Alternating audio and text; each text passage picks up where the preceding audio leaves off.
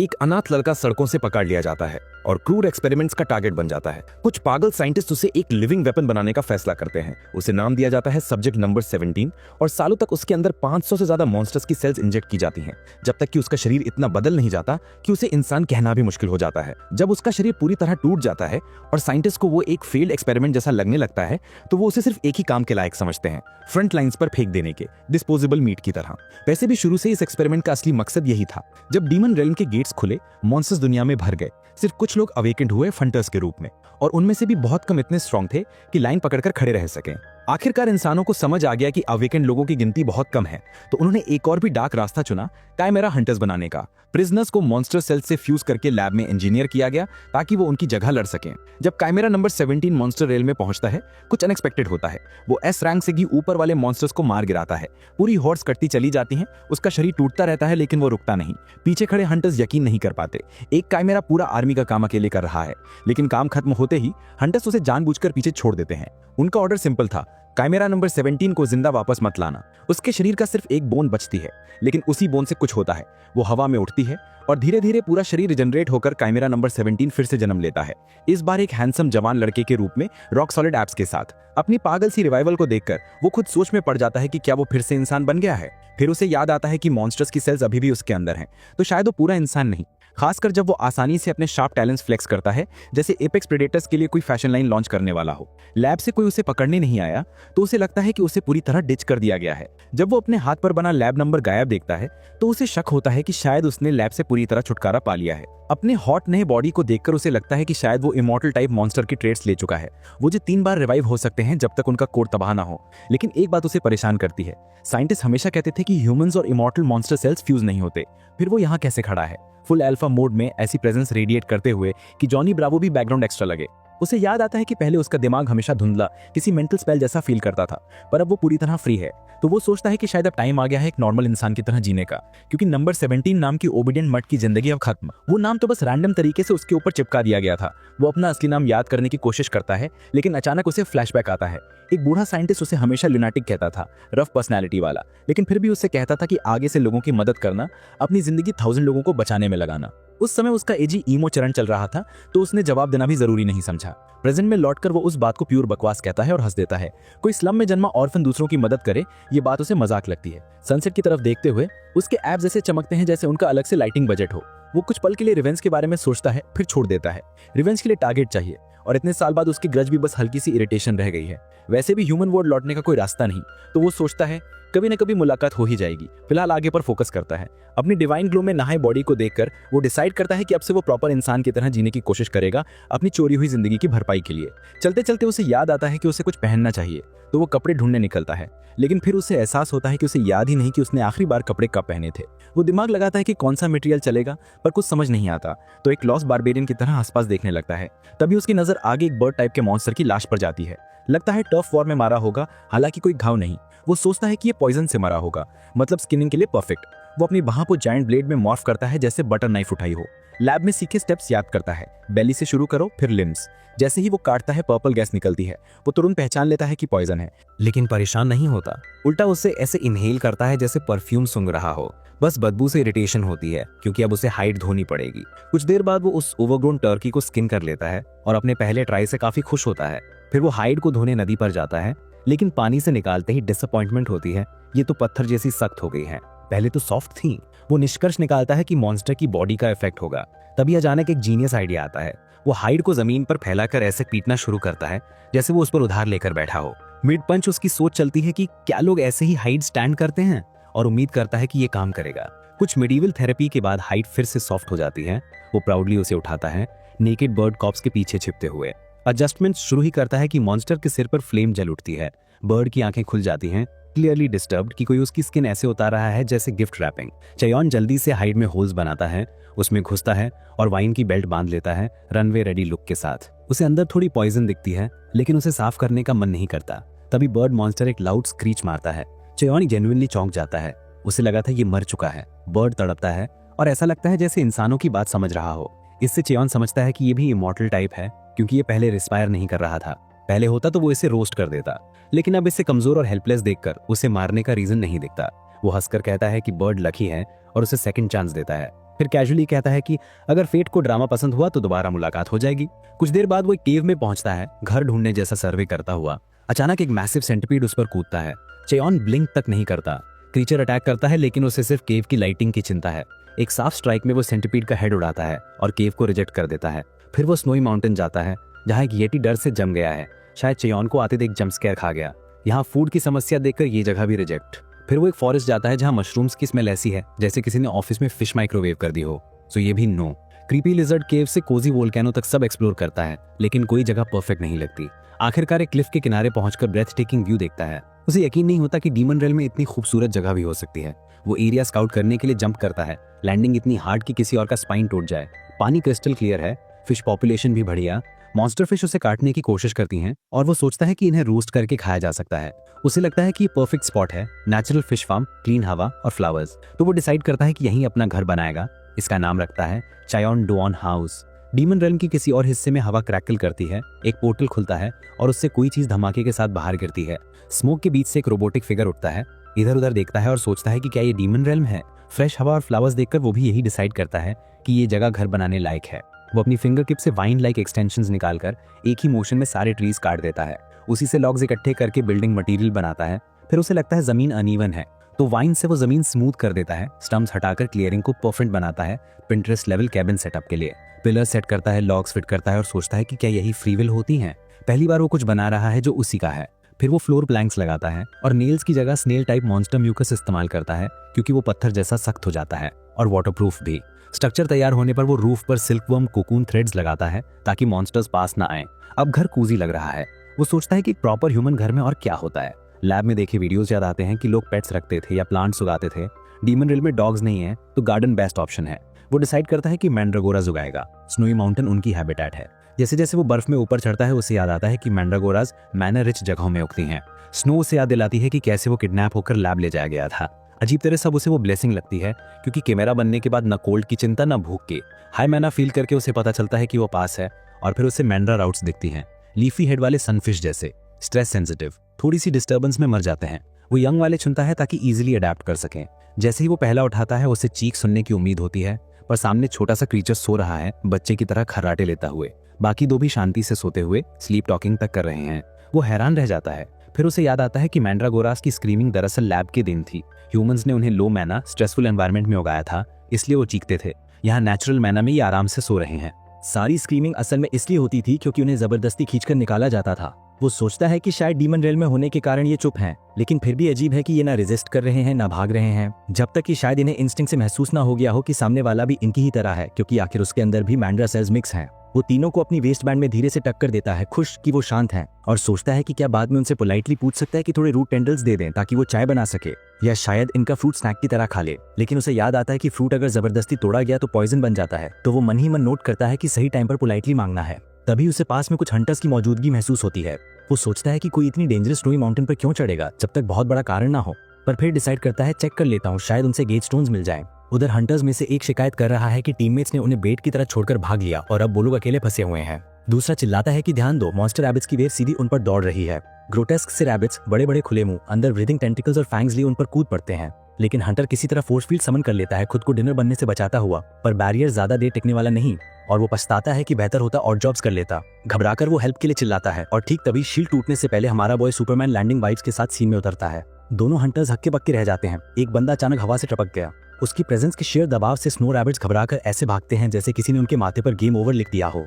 भी class monsters का एक हाफ नेकेड आदमी से डरकर यूं भाग जाना हंटर्स की समझ से बाहर। दोनों उसकी तरफ भागते हुए थैंक्स बोलते हैं, अपना नाम बताते हैं, सैलजू और किम ताइहुंड, और उसका नाम पूछते हैं। वो बताता है, पर दोनों फर्स्ट टाइम ऐसा नाम सुन रहे होते हैं। किम अंदाजा लगाता है कि शायद वो कोई रिक्लूसिव हंटर है, उसकी रगेड केवमैन वाइब देखकर। हमारा बंदा उल्टा उनसे पूछता है कि वो डी क्लास से ऊपर नहीं लगते, तो फिर ऐसी डेथ ट्रैप जगह में कर क्या रहे हैं। वो बताते हैं कि उन्हें एक चमेरा को जिंदा पकड़ने का मिशन मिला है और बाउंटी अच्छी है। ये सुनकर हमारे बॉय के कान खड़े हो जाते हैं। एक हंटर ये भी बताता है कि जिस चमेरा की उन्हें तलाश है वो लैब से भागकर गेट में कूद गया था। ये सुनकर उसे राहत मिलती है, मतलब वो लोग उसे ढूंढने नहीं आए। वो पूछता है कि उनका गैर कहाँ है, कंप्लीटली एम्प्टी हैंडेड क्यों घूम रहे हैं, कम से कम गेट स्टोन तो होगा। तब हंटर बताता है कि टीममेट सारा सामान लेकर भाग गए, बिट्रेयल पहले से प्लान था। सुनकर हमारा बॉय चुपचाप उनके गेट पर नजर डालता है। दोनों बताते हैं कि मैना कंटामिनेशन बढ़ रही है और ज्यादा देर वो डीमन वर्ल्ड में नहीं टिक पाएंगे। ह्यूमंस को वापस जाकर खुद को प्योरीफाई करना होता है, वरना ओवर एक्सपोजर से मौत तय है। एक तो रोते हुए कहता है कि उसकी प्रेग्नेंट वाइफ घर पर इंतजार कर रही है, प्लीज कोई रास्ता बताओ। लेकिन वाक्य पूरा होने से पहले ही हमारा बॉय कुछ कॉस्मिक सा फील करता है और हल्क की तरह हवा में लीप मारकर गायब हो जाता है। दोनों हंटर्स फ्रीज होकर मिड मोनोलॉग रह जाते हैं। उधर क्लिफ के पास रोबोट लाइक चिमेरा खड़ा है। पहले वाले टीम में उसे एम्बुश करने आते हैं। वो धीरे से मुड़कर उन्हें देखता है। क्लियर है कि अब वो उन्हें एग्जिस्टेंस से मिटाने वाला है। हमारा बॉय वहां पहुंचता है और चारों तरफ बिखरा खून और गैर देखता है। एक feeding blue energy ball Cliff के पास टिमटिमा रही है। उसे लगता है हंटर्स भाग गए होंगे, लूट भी छोड़कर। चाइल्ड और एनिमल फुटप्रिंट्स देखकर समझ आता है कि टेस्ट सब्जेक्ट ने फाइट के दौरान फॉर्म बदला होगा।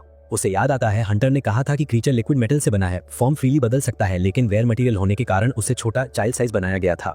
जॉन क्लिफ से नीचे झांककर हंसी रोक नहीं पाता। ये mechanical gremlin 5 B rank hunters को सोलो मार गया। उधर घायल डुओ में किम सैंगजू को हिलाता हुआ रो रहा है। सैंगजू कहता है बॉडी कंटामिनेशन से वो खत्म हो चुका है। किम फैमिली का जिक्र करके उसे रुकने को कहता है। सैंगजू आखिरी ताकत से कहता है मेरे फैमिली से माफी मांग लेना। किम उसे बचाने की उम्मीद में मिरेकल की बात करता है। तभी कोई आता दिखता है। किम टेंस हो जाता है, लेकिन वो चयॉन होता है, उनका सारा सामान उठाए कैजुअली आता हुआ। मॉन्स्टर हंटर उसे देखते ही घुटनों पर गिरकर डैडी चयॉन को भगवान की तरफ पुकारने लगता है। हमारा हीरो कंफ्यूज होता है। उसे याद आता है कि उसने कहा था कि उसके पास गेटस्टोन नहीं है। तभी किम जेब से 10 मिलियन येन के चेक निकालता है। विनती करता है कि प्लीज उन्हें गेटस्टोन दे दें, अगर अभी नहीं निकले तो उनकी मौत पक्की है। चयॉन चेक्स को घूरता है, मानसिक कैलकुलेशन करता है। डीमन वर्ल्ड में इसका कोई यूज नहीं, बट ह्यूमन वर्ल्ड में बहुत काम आएगी। हार्ट के केओटिक काइंडनेस को इकट्ठा करके वो गेटस्टोन निकाल देता है। किम 90 डिग्री बो मारकर थैंक यू करने लगता है। कहता है इसे जिंदगी भर नहीं भूलेगा। दोनों गेट की तरफ भागते हैं और हमारा बॉय सोचता है कि चेक्स कहाँ रखें। चलते चलते वो पूछता है अभी गेट स्टोन की कीमत क्या चल रही है। उन्हें पता चलता है 1 मिलियन येन। हमारा बंदा मॉडेस्ट टोन में कहता है कि उसने बहुत ज्यादा ले लिया और जियांगजू के कंधे पर हाथ रखकर कैजुअली बोलता है थोड़ा चेंज देता हूँ। किम कंफ्यूज होता है, फिर रियलाइज करता है कि चयॉन सीधे जियांगजू में माना इंजेक्ट कर रहा है। वो भागकर चिल्लाता है रुक जाओ, किसी को माना देना डेंजरस होता है, गलत रिएक्शन हुआ तो दोनों मर सकते हैं। किम घबरा कर देखता है कि यही अंत है, लेकिन जियांगजू अचानक ऐसे उठ बैठता है जैसे किसी ने रीसेट दबा दिया। उसके अंदर की डिमोनिक एनर्जी पूरी तरह प्यूरिफाई हो चुकी है। वो किम को पकड़कर रोता है और किम स्टन्ड खड़ा रहता है। चयॉन मुड़कर जाने लगता है। जियांगजू पीछे से चिल्लाता है कि वो ये फेवर कभी नहीं भूलेगा। किम शॉक में पूछता ही रह जाता है कि आखिर ये आदमी है कौन। हमारा बॉय वापस अपने घर पहुंचता है। अंदर सेंसिंग करके देखता है कोई इंट्रूडर नहीं। राहत की सांस लेता है। मैंड्रा प्लांट्स जागने लगते हैं। उनके पत्ते उदास और ढीले लगे, रेड फ्लैग। तो वो तुरंत उन्हें मिट्टी में लगा देता है। लगाने के बाद भी वो डिप्रेस दिखते हैं। उसे लगता है शायद हैबिटेट से अपरूटेड होने का सैड इफेक्ट है, या शायद वो भूखे हैं। वो दूसरा थ्योरी टेस्ट करता है। थोड़ा सा माना सॉइल में छोड़ता है। प्लांट्स एस्प्रेसो पीकर रिवाइव होने की तरह चमक उठते हैं और वो मुस्कुरा देता है। तभी उसे पीछे से एक प्रेजेंस महसूस होती है। उसे लगता है मैकेनिकल क्रीचर होगा। उसे अजीब लगता है कि वो इतने दूर उसका पीछा करते आया। वो इग्नोर कर देता है और लूट बैग सॉर्ट करने लगता है। जैकपॉट लगा, spare clothes, sleeping bags, cooking gear, और तभी उसकी आंखें चमकती हैं। रामेन का पैकेट। ऑर्फनेज के बाद पहली बार रामेन। नॉस्टैल्जिया ब्लास्ट हो जाता है। एक्साइटमेंट में वो तुरंत बनाने लगता है। लेक से पानी लेने जाता है पर रियलाइज करता उसे मेजर करना नहीं आता। सोच ही रहा होता है कि लेक फिश दांत दिखाते हुए बाहर कूदते हैं। उसे याद आता है कि लोग रामेन में रैंडम चीजें डाल देते हैं फ्लेवर के लिए, तो वो एक फिश को एक ही फ्लिक में बेहोश कर देता है। फिर एग्स और ग्रीन अनियंस जैसे इंग्रेडिएंट्स ढूंढता है। वियर्ड कैप्सूल एग्स मिलते हैं, उठा लेता है। ग्रीन अनियन नहीं तो फ्रेश ट्री लीव्स उठा लेता है। Close enough. सब कुछ पॉट में डाल देता है। Prep done. तभी छोटा रोबोट बाहर आता है, पेट पकड़कर। भूखा लग रहा है। चाय और नाक जलाता है। रेसिपी में फिश कब डालनी है नहीं लिखा, तो वो सब एक साथ डाल देता है। जैसे ही स्मेल उठती है, मॉन्स्टर प्लांट्स उल्टी करते करते बचते हैं और वो क्वाइटली सोचता है रामेन हमेशा से ऐसा महकता था क्या। स्मेल मैकेनिकल क्रीचर तक पहुंचती है। वो लड़खड़ाता हुआ उस तरफ तैरता है। खाना चाहिए, और पपी में ट्रांसफॉर्म हो जाता है।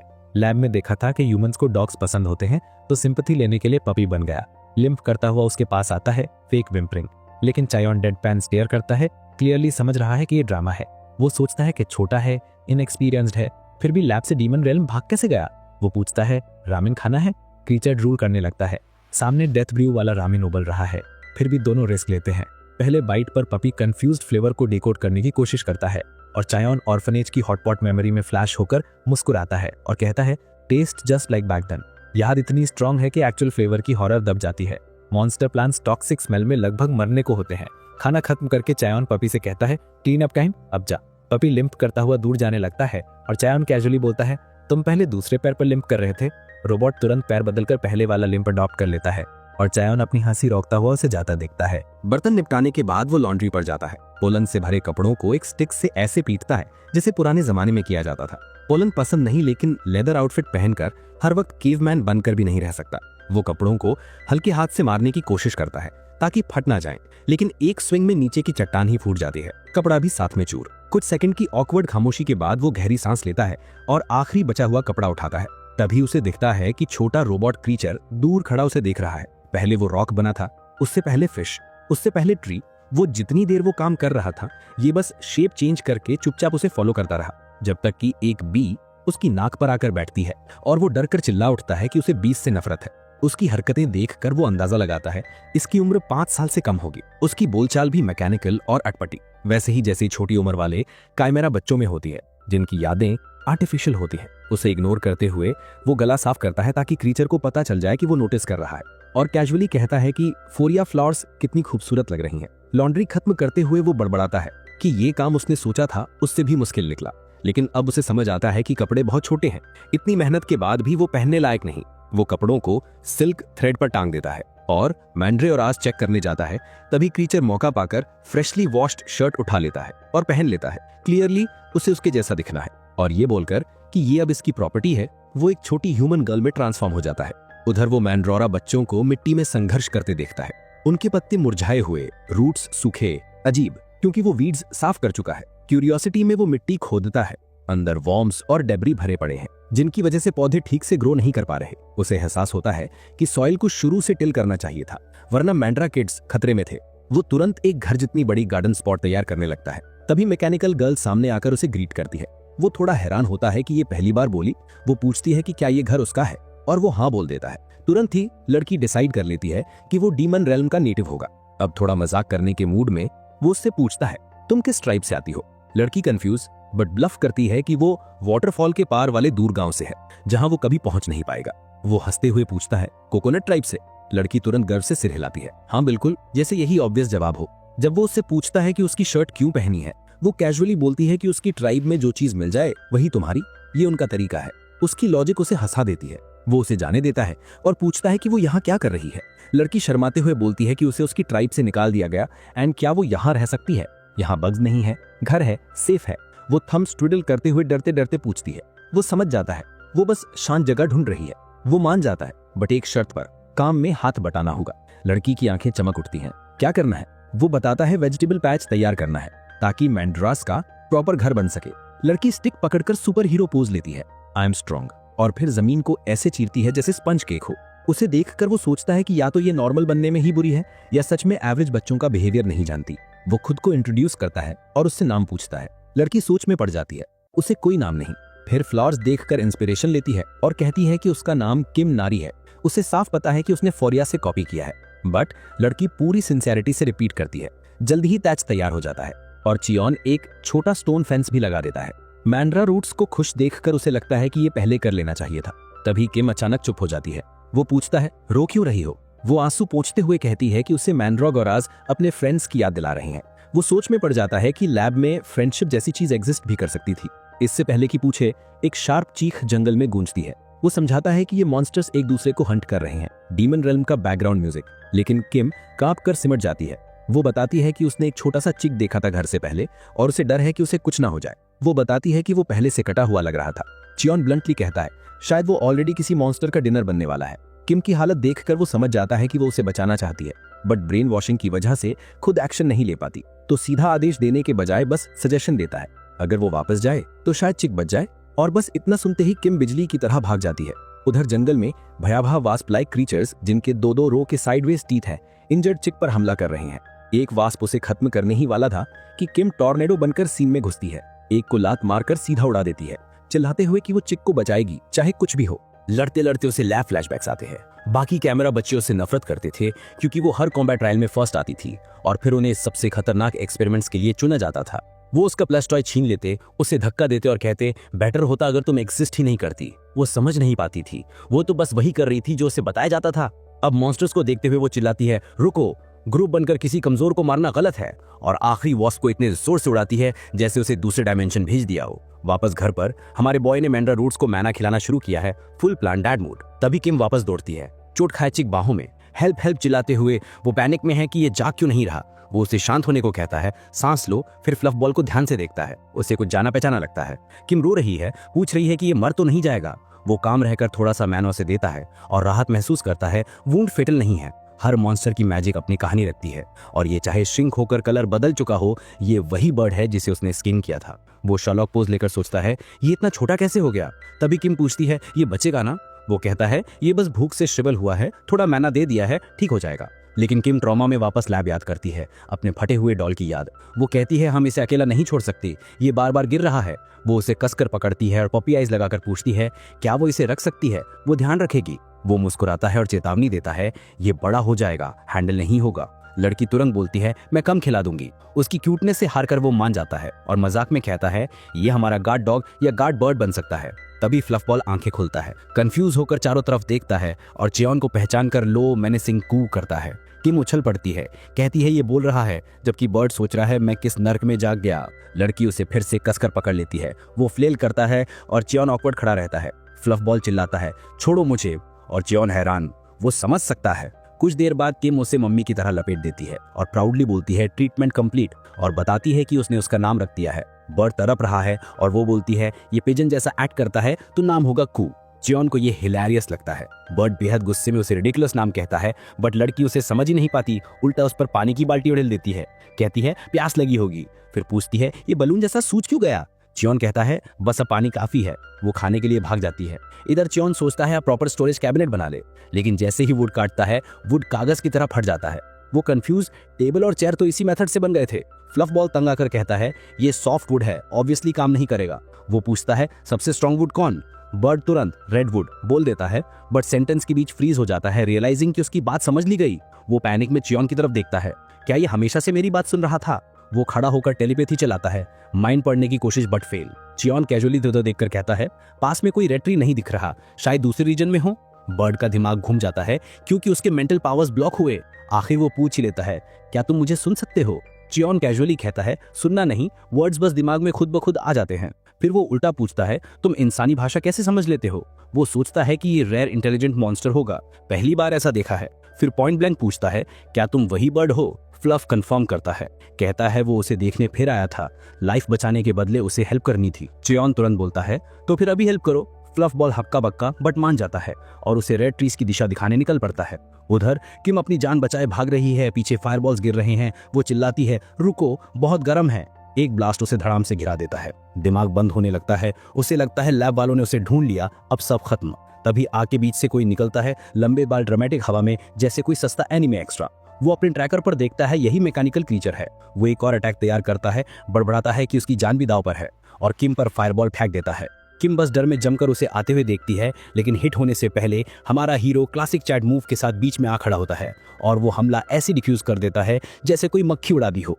कू तुरंत बोल देता है कि रेड ट्री डायरेक्शंस बाद में, पहले लड़की को संभालना जरूरी है। चैन नोटिस करता है कि किम आग से बुरी तरह डरती है और मेंटल हालत भी अनस्टेबल लगती है। वो पहले फ्लेम्स बुझाने का फैसला करता है और फ्लफ बॉल भी मान जाता है। कहता है कि सिर्फ कोई पूरा कचरा इंसान ही बच्चे पर हमला करता है। उधर रपंजल झल्ला पंदा घूरता है और चयान को केवमैन बोलकर भड़क जाता है। धमकी देता है कि अगर पीछे नहीं हटा तो उसे ठोक देगा। चयान पलटकर बोलता है कि ये रपंजल कॉस्प्लेयर कितना बोलता है, और बस बंदा फट पड़ता है। वो चिल्लाता है कि चयान उसकी ड्रामेटिक एंट्री खराब कर रहा है और एक भारी फायरबॉल फेंक देता है। चयान बस एक उंगली उठाता है, प्योर फ्रीजा मूव, और अटैक ऐसे उड़ा देता है जैसे बर्थडे कैंडल फूंकी हो। पीछे एक धमाका होता है पर रपांजल वहीं खड़ा कंफ्यूज स्टैचू बना रहता है। ऊपर से मलबा गिरना शुरू होता है एंड टू लेट, वो रबल में दब जाता है। कुछ देर बाद चयान किम के पास जाता है, पूछता है ठीक है। किम आंसू पोंछकर थैंक यू बोलती है कि उसने सारी आग बुझा दी। फिर वो उसे एक सॉलिड सलाह देता है, अगली बार डर लगे तो डर को ही पंच कर देना। फिर वो रपंजल की तरफ चलता है, बाल पकड़कर पेपटॉक जारी रखता है, पर बीच वाक्य में फ्रीज हो जाता है। उसके हाथ में बाल नहीं, पूरा विग है और नीचे बंदा फुल शाइनी एग हेड निकला। किम वो बॉल्ड हेड देखकर फट पड़ती है, कहती है ये आदमी अब बिल्कुल भी स्कैरी नहीं लगता। हमारा बॉय उसकी तरफ देखता है और सोचता है इतने लोटियर इंसान से वो कभी कैसे डर गई। तभी Phoenix fluff ball mental resonance चला देता है किम की यादें उसे दिखाने के लिए। इस एबिलिटी से वो किसी की यादों में उतर सकता है। विजन में एक पागल साइंटिस्ट नजर आता है, ईवल हंसी फंसता हुआ। किम अर्ध बेहोश है और साइंटिस्ट नोटिस करता है कि वो धीरे धीरे सेल्फ अवेयरनेस पा रही है। वो उंगलियों पर छोटी छोटी आग जलाकर उसे ड्यूरेबिलिटी टेस्ट के नाम पर दर्द देता है। ये देखकर चयान धीरे से किम के सिर पर हाथ रखता है, कहता है शी डिड वेल, और वो सोचता है उसका ट्रॉमा तोड़ना होगा एक एक कदम से। वो छोटे फिनिक्स की तरफ देखता है और पूछता है एग हेड का क्या करें। किम की आंखों में इंस्टेंटली शैतानी चमक आ जाती है। वो दोनों मिलकर बेचारे को एक विशाल पत्थर से बांध देते हैं और वाटरफॉल से लटका छोड़ देते हैं। किम प्राउडली कहती है पानी की मार इसे ठंडा कर देगी, कम स्कैरी बनेगा। बंदा होश में आता है, पूरी तरह कंफ्यूज्ड, ये तो उसने सोचा ही नहीं था। किम बाजू बाल कर फिर उसे बैड बॉल्ड मैन बुलाती है। हमारा बॉय आह भरकर कहता है लोगों को लुक से जज मत करो, पर किम उसे गुस्से वाली नजरों से देखती है, हाथ में एक पॉट पकड़े जैसे क्लब हो। गू पूछता है क्या कर रहे हो और चयोन कैजुअली कहता है रामेन के लिए पानी ले रहा हूँ। किम अचानक चमक उठती है। चयोन का फिश रामेन उसका फेवरेट है। चयोन मजाक में पूछता है कोकोनट ट्राइब भी फिश रामेन खाती है क्या? किम प्राउडली सिर हिलाकर बोलती है बिल्कुल। मीनवाइल बॉल्ड मैन हालत आंक कर सोचता है जो आदमी उसे पकड़े हैं वो कम से कम A+ रैंक होगा, शायद उससे भी ऊपर। तीनों रामेन के इंग्रेडिएंट जुटा रहे हैं और बॉल्ड मैन सोच रहा है किसी को वाटरफॉल से लटकाकर उसके बगल में नूडल्स खाना थोड़ा ज्यादा हार्डकोर नहीं है क्या? तभी किम पानी से मिनी सी मॉन्स्टर बनकर निकलती है। 3 फिश बीस्ट्स पकड़े। हमारा हीरो एक नजर देखता है और बोलता है 2 वापस फेंक दो, ये यहाँ सी फूड मार्केट नहीं। बॉल्ड मैन किनारे खड़ा हाफ हॉरर हाफ कंफ्यूजन में सोच रहा है ये फिश रामेन ओशन की बदबू तो नहीं दे देगा। फिर वो देखता है कि पॉट में पानी आधा झील भर दिया है और वो डाउट करने लगता है कि क्या ये सच में जानते भी हैं रामेन क्या होता है। केओस शुरू होने ही वाला होता है कि बॉल्ड मैन चिल्लाकर रोकता है और कहता है मुझे छोड़ दो, मैं रामेन बना दूं। थोड़ी देर में बॉल्डी उनके वुडन टेबल पर खड़ा होता है, ऐसे ड्रामेटिक पोज में जैसे कोई कुकिंग शो हो। इमेजिनरी स्पॉटलाइट्स उसके ऊपर। वो खुद से मटर करता है। लोग सोचते हैं रामेन आसान है, पर आज उसकी पूरी जिंदगी इसी बोल पर टिकी है। सबकी भूखी आंखें उस पर जमी है। वो रामेन को प्योर फूड बुलाता है और सबसे क्लासिक मेथड चुनता है क्योंकि उसे बाकी मेथड आते ही नहीं। पानी इंट्यूशन से डालता है 3 लोगों के हिसाब से। बॉयल होते ही नूडल्स और सूप बेस डालता है। मेंटली कैलकुलेट करता है 4 मिनट 30 सेकंड। वॉच नहीं तो दिल की धड़कन गिनता है। करीब 200 बीट्स पर नूडल्स उठाकर हवा में देता है परफेक्ट स्प्रिंगी टेक्सचर के लिए। खत्म होने पर वो साय करता है किमची होती तो मजा आ जाता, पर डीमन रेल्म में यही सही। वो रामेन सर्व करता है। तीनों पहले स्टंड, फिर सीधे फ्लेवर हेवन में टेलीपोर्ट। किम और फ्लफ बॉल को तो बिट्रेयल फील होता है। इतना अच्छा खाना पॉसिबल था और उन्हें पता ही नहीं था। हमारा हीरो अपनी बाउल ऐसे इनहेल कर रहा है जैसे ये नेशनल ड्यूटी हो। बाद में ग्रुप ठूस कर बैठा है और बॉल्ड मैन ऑकवर्ड खड़ा वर्डिक्ट का इंतजार करते हुए। आखिर चायोन पूछता है इतनी डिवाइन नूडल्स के बदले क्या चाहता है? बॉल्ड मैन तुरंत घुटनों पर गिरता है, गाइडेंस मांगता है, नाम बताता है नेमी सायोक। हमारा हीरो कंफ्यूजन में पूछता है किस गाइडेंस की बात कर रहे हो? नेम कहता है चायोन सबसे स्ट्रॉन्ग इंसान है जिसे उसने देखा है। उसे लगता है उसने ये हाउस ट्रेनिंग के लिए बनाया है। वो कहता है कि वो हर तरह की डिशेस बना सकता है। फेक शेफ क्रेडेंशियल्स फ्लेक्स करता है। बोलता है कि बचपन में अपने पापा के साथ फ्राई कुक था और ह्यूमन रेल्म से सप्लाईज ला सकता है दिए गए पैसे से, और उसका ड्रीम है A+ हंटर बनना। हमारा बॉय पूछता है तुमने किम पर हमला क्यों किया? नेम पूछता है मशीन क्रीचर वाली किम की, लेकिन चायोन डर देता है वो कोकोनट ट्राइब से है। नेम तुरंत तालमेल बैठाता है हाँ पता था, और कहता है कि अटैक पर्सनल था, ना फेम के लिए ना पैसे के लिए, बस हंटर प्रमोशन एग्जाम पास करने के लिए। सुनकर चायोन हाथ बांधकर उसे स्पारिंग मैच के लिए खड़ा होने को कहता है। नेम जवाब दे ही रहा होता है कि किम आगे बढ़ जाती है, डिक्लेरेशन करती है कि वो रीमैच चाहती है फायर स्लिंगर अंकल से। नेम स्मार्क करता है मत समझो मैं कमजोर हूँ, लेकिन चायोन पूछता है एडामेटाइड की बोल्डर तोड़ सकते हो? नेम मानता है सिर्फ A+ हंटर तोड़ सकते हैं, और उसी पल किम एक ही किक में पत्थर तोड़ देती है और नेम की आत्मा भी साथ में। असल में नेम बचपन से रिडिकुलस टैलेंट लेकर पैदा हुआ था। 8 की उम्र में अवेकन हुआ। बाकी बच्चे टेबल सीख रहे थे, ये पावर सीख रहा था। पागलों की तरह ट्रेनिंग की और 20 की उम्र तक B+ हंटर बन गया। ड्रीम था सबसे महान हंटर बनने का, पर किस्मत कुछ और सोच रही थी। जैसे ही उसकी उम्र अवेकनिंग वाली रेंज में गई, उसकी हेयरलाइन ने सामान पैक किया और अलविदा कह दिया। 20s के दौरान घने बाल याद बन गए और सिर पर फुल चाइन। उसने हर इलाज किया, कुछ भी काम नहीं। डॉक्टर्स ने भी हार मान ली, कहा पैसा बर्बाद मत करो, सच स्वीकार करो, और बस हैंडसम प्रोडिजी गायब। कॉन्फिडेंस गया, ग्रोथ रुक गई। फिर एक दिन उसने टीवी पर डॉक्टर हान का इंटरव्यू देखा, साइंटिस्ट जिसने डीमन रैल में लिक्विड मेटल खोजा था। बूढ़ा साइंटिस्ट बताता है कि एक्सीडेंटली ये मेटल सिर पर गिरा और 90 की उम्र में फुल सिल्की बाल उगाए। नेम की आंखों में उम्मीद के आंसू।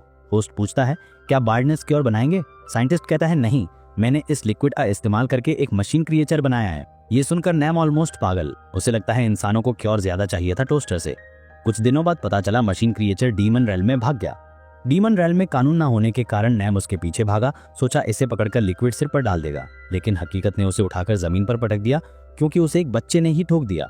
हमारा हीरो कैजुअली कहता है तुमने एक हिट भी नहीं लगाया था। फिर कहता है ट्रेन करो वरना स्पारिंग पार्टनर योग्य नहीं बन पाओगे। नेम वादा करता है बेहतर बनूंगा। उधर हमारा बॉय रेडवुड शेल्फ फिनिश करता है गू को आइडिया के लिए थैंक यू कहता है और नैम की तरफ देखता है जो दिन भर की पिटाई के बाद भी काम खड़ा है और ब्लेजिंग साइट समन कर लेता है। गू बोलता है फायरमैन नैम अच्छा होगा बट फिर भी बच्ची से हार रहा है। हमारा हीरो कामली कहता है किम कोई ऑर्डिनरी बच्ची नहीं। लड़ाई इस बात को साफ कर देती है। नैम ब्लेजिंग साइट लेकर चार्ज करता है पर किम अंतिम सेकंड में लिक्विड बनकर निकल जाती है। नैम समझ भी नहीं पाता और अगले पल किम उसे किक मारकर क्लिफ में एम्बेड कर देती है। किम प्राउडली कहती है अब उसे फायर से डर नहीं लगता। नैम जमीन पर पसरा सोचता है उसकी ग्रोथ थ्रेशोल्ड यहीं खत्म, पर वो उठ ही जाता है क्योंकि वो कभी हार नहीं मानता। वो फिर लड़ने को कहता है बट नोज से खून टपक देख रुक जाता है। हमारा हीरो पूछता है डीमन रेल में कितने दिन हो गए। नैम कहता है 9। चायोन बताता है ज्यादा रुका तो माना करप्शन मार देगी। नैम समझ जाता है। फिर चायोन कहता है उसमें A क्लास पोटेंशियल है। नैम शॉक, उसे लगा 3 साल एग्जाम फेल करने वाले होपलेस होते हैं और वो खुद 6 साल से फेल हो रहा है। फिर भी चायोन कहता है गिव अप मत करो, तुम्हारी माना पूरी मैच्योर नहीं हुई, बस वापस जाकर उसे प्योरीफाई करना। नैम सम्मान से थैंक यू कहता है, उसे ब्रदर बुलाता है। चायोन वादा करता है मैं तुम्हें A रैंक बनाकर रहूंगा। जल्दी ही नैम पोर्टल पर जाता है, पूछता है ह्यूमन वर्ल्ड से क्या लाऊं। सब एक साथ चिल्लाते हैं रामेन। किम मुस्कुराकर कहती है सेफ रहना और नैम कहता है नेक्स्ट टाइम वो उसे जरूर हरा देगा। पोर्टल में कदम रखते हुए वो पूछता है किसी ने उसका विग देखा। चायोन जेन्युइनली क्लूलेस। उसके जाते ही गू चिंतित होकर पूछता है क्या नैम पर भरोसा किया जा सकता है। चायोन पूछता है क्यों, और छोटा फ्लफ बॉल कहता है क्योंकि नैम कभी भी बिट्रे करके बाकी हंटर्स को यहाँ ले आ सकता है। चयोन उससे पूछता है कि नैम को लेकर उसका क्या रीड है और गू धीरे से कंफर्म करता है कि नैम ने जो भी कहा था सब सच था। ये सुनकर चयोन के मन में उसे ट्रेन करने की एक्साइटमेंट और बढ़ जाती है। तब किम पूछती है क्या वो सच में फ्लफ बॉल की बात समझ सकता है। वो कैजुअली सिर हिलाता है और बताता है कि स्टोरेज शेल्फ भी उसी बर्ड की सलाह से बनाया था। फिर वो पूछता है अब कमरा नीट लगे रहा है। किम कहती है अंधेरा था दिखा नहीं। बस इतना सुनते ही चयोन तुरंत कुछ विंडोज काट देता है और कमरा सनलाइट से चमक उठता है। किम मुस्कुराती है, उसे ब्राइट लुक पसंद आता है। ये देखकर हमारे हीरो के दिमाग में सवाल आता है रात में रूम को कैसे ग्लोइंग रखा जाए। किम पूछती है लाइट आएगी कहां से। चयोन बताता है हमें ग्लो स्टोन्स चाहिए, ऐसे क्रिस्टल्स जो अंधेरे में खुद चमकते हैं। वो उन्हें सीलिंग में टांग कर सॉफ्ट नाइट स्काई जैसा लाइट इफेक्ट बनाना चाहता है। गू घबराकर पूछता है ग्लो स्टोन्स मिलेंगे कहाँ। चयोन बोलता है वॉल्केनिक रीजन में जाना पड़ेगा। ये सुनते ही गू पैनिक करता है क्योंकि वॉल्केनिक जोन हंटर्स के लिए सबसे डेंजरस जगहों में से एक है और धीरे से जोड़ता है वो उसका होम टाउन भी है। चयोन उसकी टोन सुनकर समझ जाता है होम सिकनेस नहीं प्योर ड्रेड है। किम भी नोटिस करती है और पूछती है बर्ड ने क्या कहा। चयोन बताता है गू वरिड है वहां जाने को लेकर, तो वो कहता है वो अकेला चला जाएगा। किम तुरंत मना करती है, कहती है कि अब उसे फायर से डर नहीं लगता, वो साथ जाएगी। चयोन गू की तरफ देखता है, वो भारी सांस लेकर कहता है मैं अभी चलूंगा, कुछ काम वैसे भी हैं।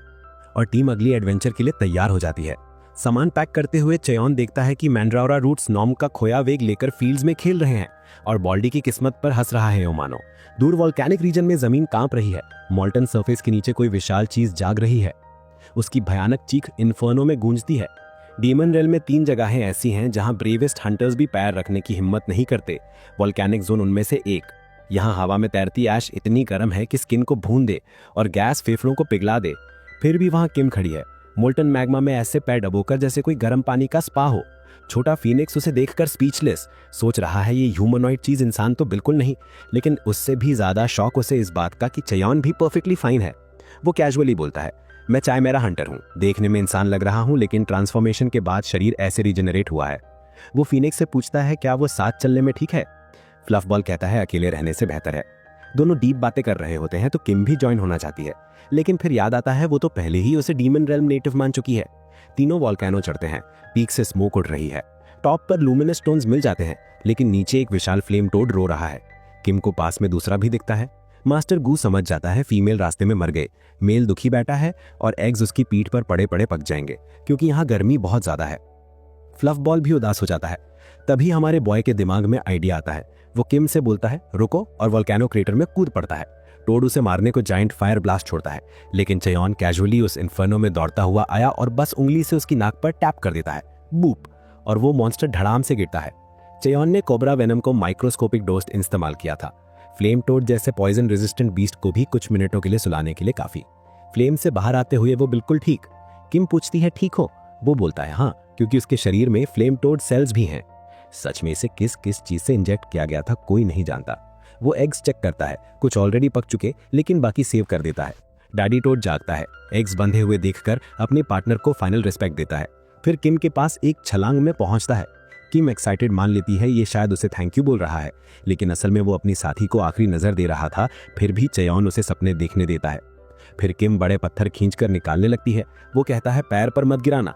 फीनिक्स थक कर बैठ जाता है। कभी तो वो बोल्डर्स खिलौने की तरह फेंकता था, आज हिल भी नहीं पा रहा। वो बोलता है मुझे मदद नहीं करनी, मैं बस फ्रेंड्स को गिफ्ट छोड़कर जा रहा हूँ। फिर खुद ही गुस्से से जुड़ता है, मॉन्स्टर्स के फ्रेंड्स नहीं होते, वो बस गुड बाय कहना चाहता था। चेयॉन सोचता है इंटेलिजेंट मॉन्स्टर्स भी लोनली फील कर सकते हैं। फ्लफ बॉल जल्दी में बोल देता है मैंने कभी ठीक से विदा नहीं कहा, इसलिए गिफ्ट छोड़ रहा हूँ। बस फिर उसकी टोन बदलती है।